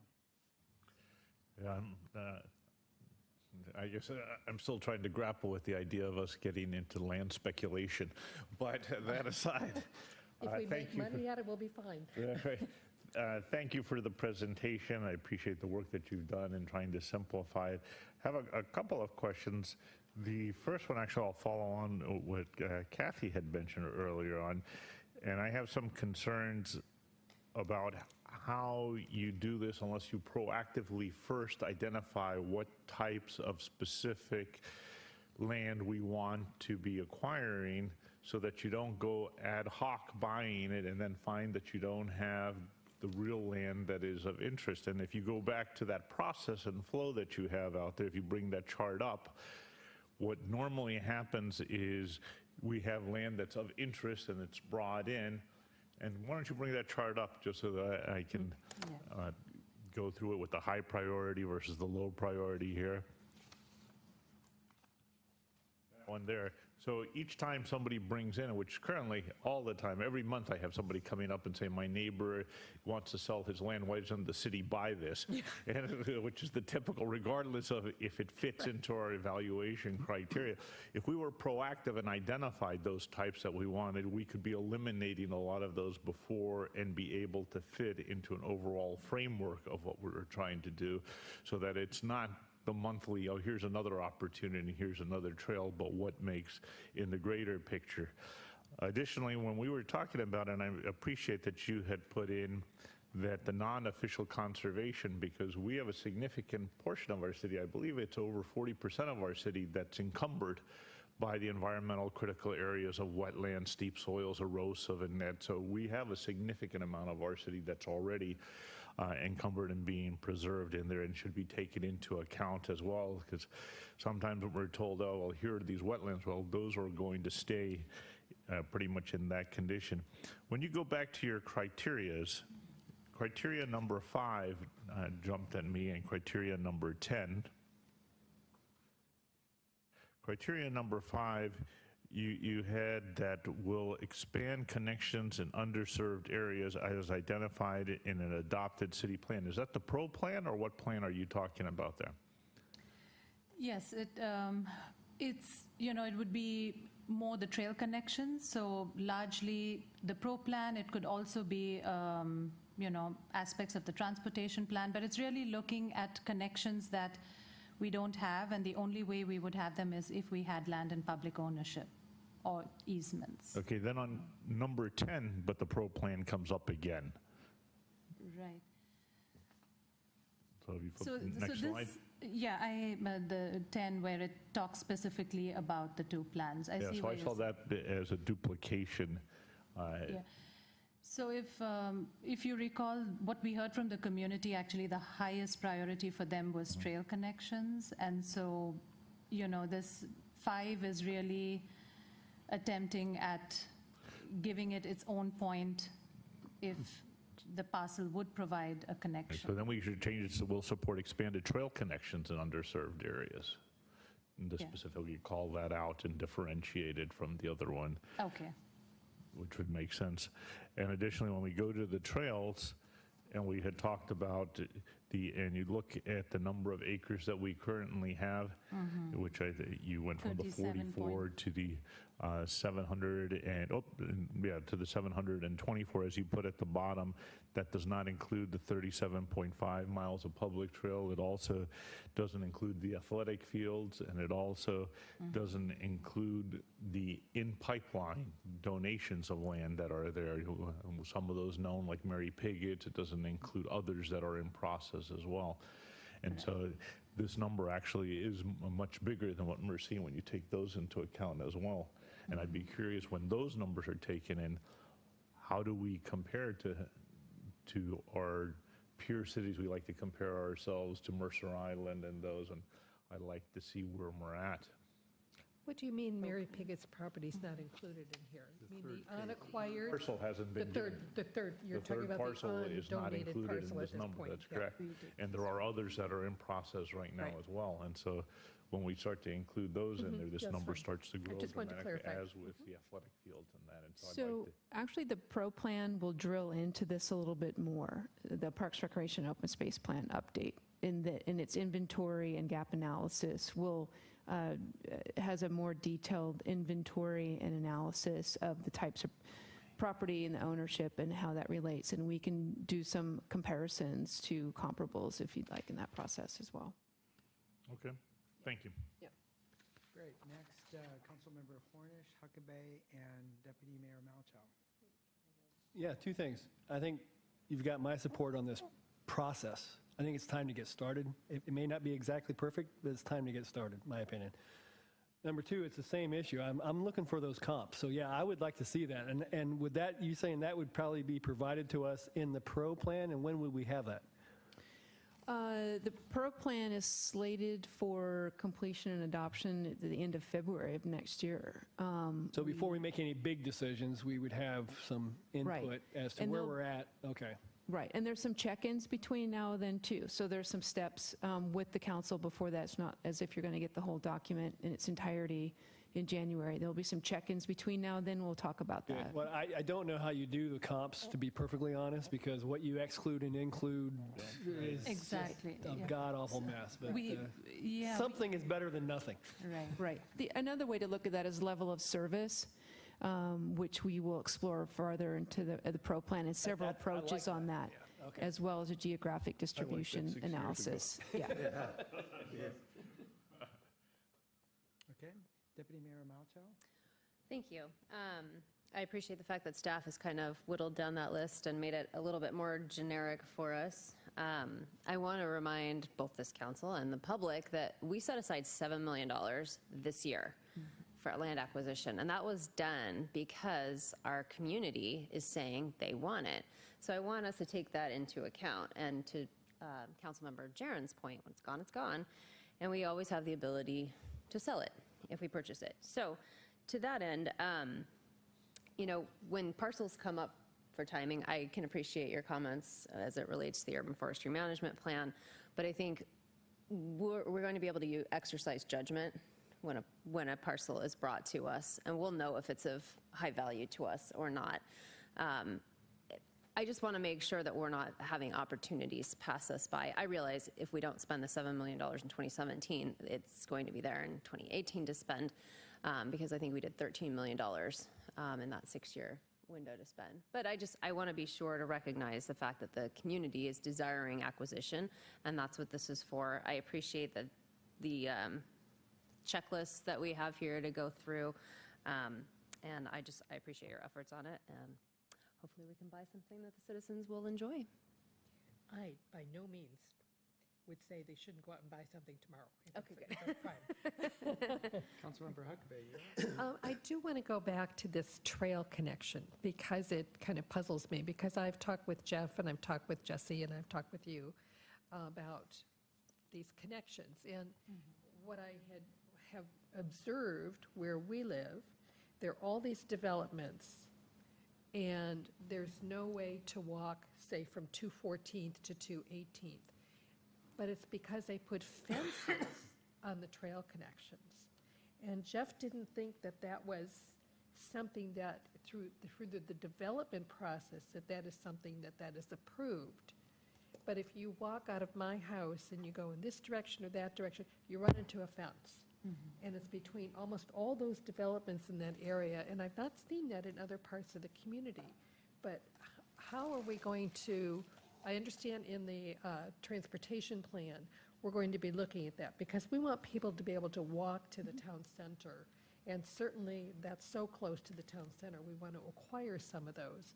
But the fact that there are fences on those trail connections, are we going to go to each of those developments and ask them if they would give up their fence, or what sort of process would you see us doing in that area? I hate to pass the buck, but I feel like this is more of a community development type question as far as opposed to parks. We obviously look at our trails within our park facilities, but also connecting park facilities or destinations within our community. And the non-motorized plan was kind of split with the pro plan and the TMP. So we are studying that. We are looking at that currently as well. But it's definitely a concerted effort that the pro plan work and the transportation master plan work has to connect and talk to each other. The pro plan's a little ahead of the game, so we're coordinating with the transportation plan right now on that. The pro plan will also identify trail corridors within our community, and that's going to help us narrow down, kind of alluding to some of the conversations before about, well, how do we find priorities when we're looking at acquisition? And the pro plan is going to help us do that, laying out those trail corridors, but that is going to come in the next few months. So. And I understand that. I just want to make sure that we're not overlooking the fact that that's what we have on the ground now, and we have more developments. There are probably 3 or 4 in that area that are coming in as we speak, because I hear the trees going down all around me. Right. But if there are trail connections and suddenly a fence goes across that trail connection, it's not going to connect despite the fact that the trail still exists.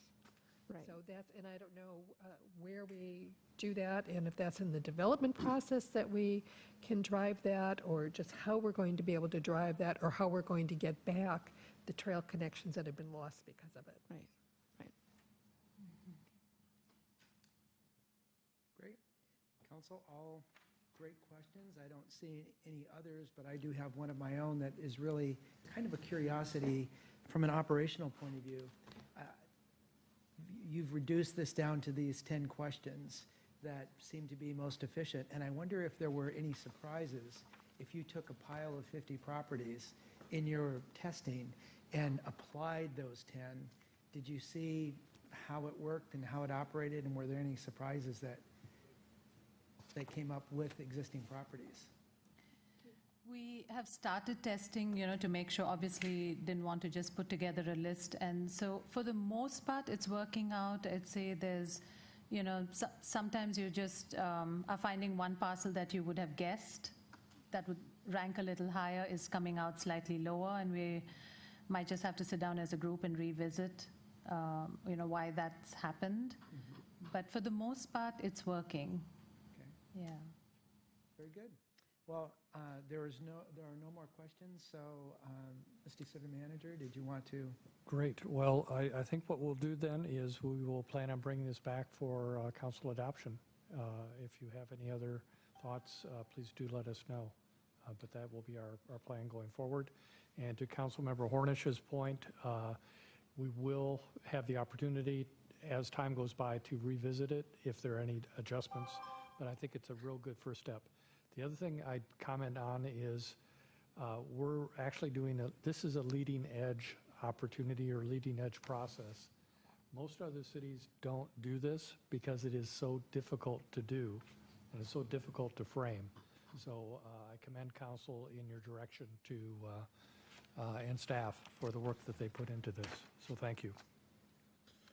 Great. With that conclusion, thank you so much for your presentation. I'm assuming that's how we're going to proceed. Now, I do want to say that we're going to take a couple of liberties here. I think the city manager wanted to give us an update on a couple of issues, as well as I think we're going to get something on the candidate program Right. as well. So first of all, I wanted to give you an update. Last time we met, we chatted about the council candidate forum and the proposed organization. I put before you a synopsis. We have a partnership that has been proposed between the Issaquah Sammamish Reporter, which was the group that did it the last time that sponsored it. We also had Sammamish Friends and the Platopians for Peace. They all got together and decided that they wanted to work in partnership. So we're in a very good place going forward. Council can't technically take action, but I'd like to propose that we just go forward with this direction. The date that is being bantered about is September 25th. We have heard from 7 of the 8 candidates that they are available that night, and we have not heard negatively that the other person can't yet. We just have not heard back from them. So we're still working on firming up the date, but I think this is a great way to move forward, and with a head nod, I think we can do that.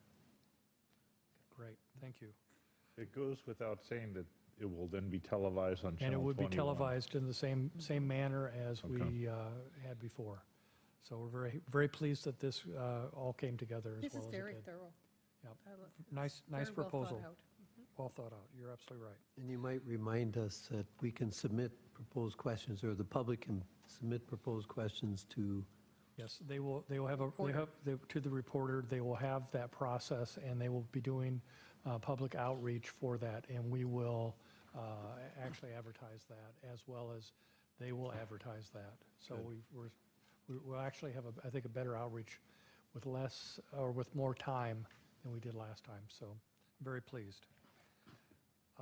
Let's see, the second item that I wanted to touch base with council on, as it relates to, I think you all are aware we did have a newspaper article on the outreach that Councilmember Valderrama was assisting with Central Washington University.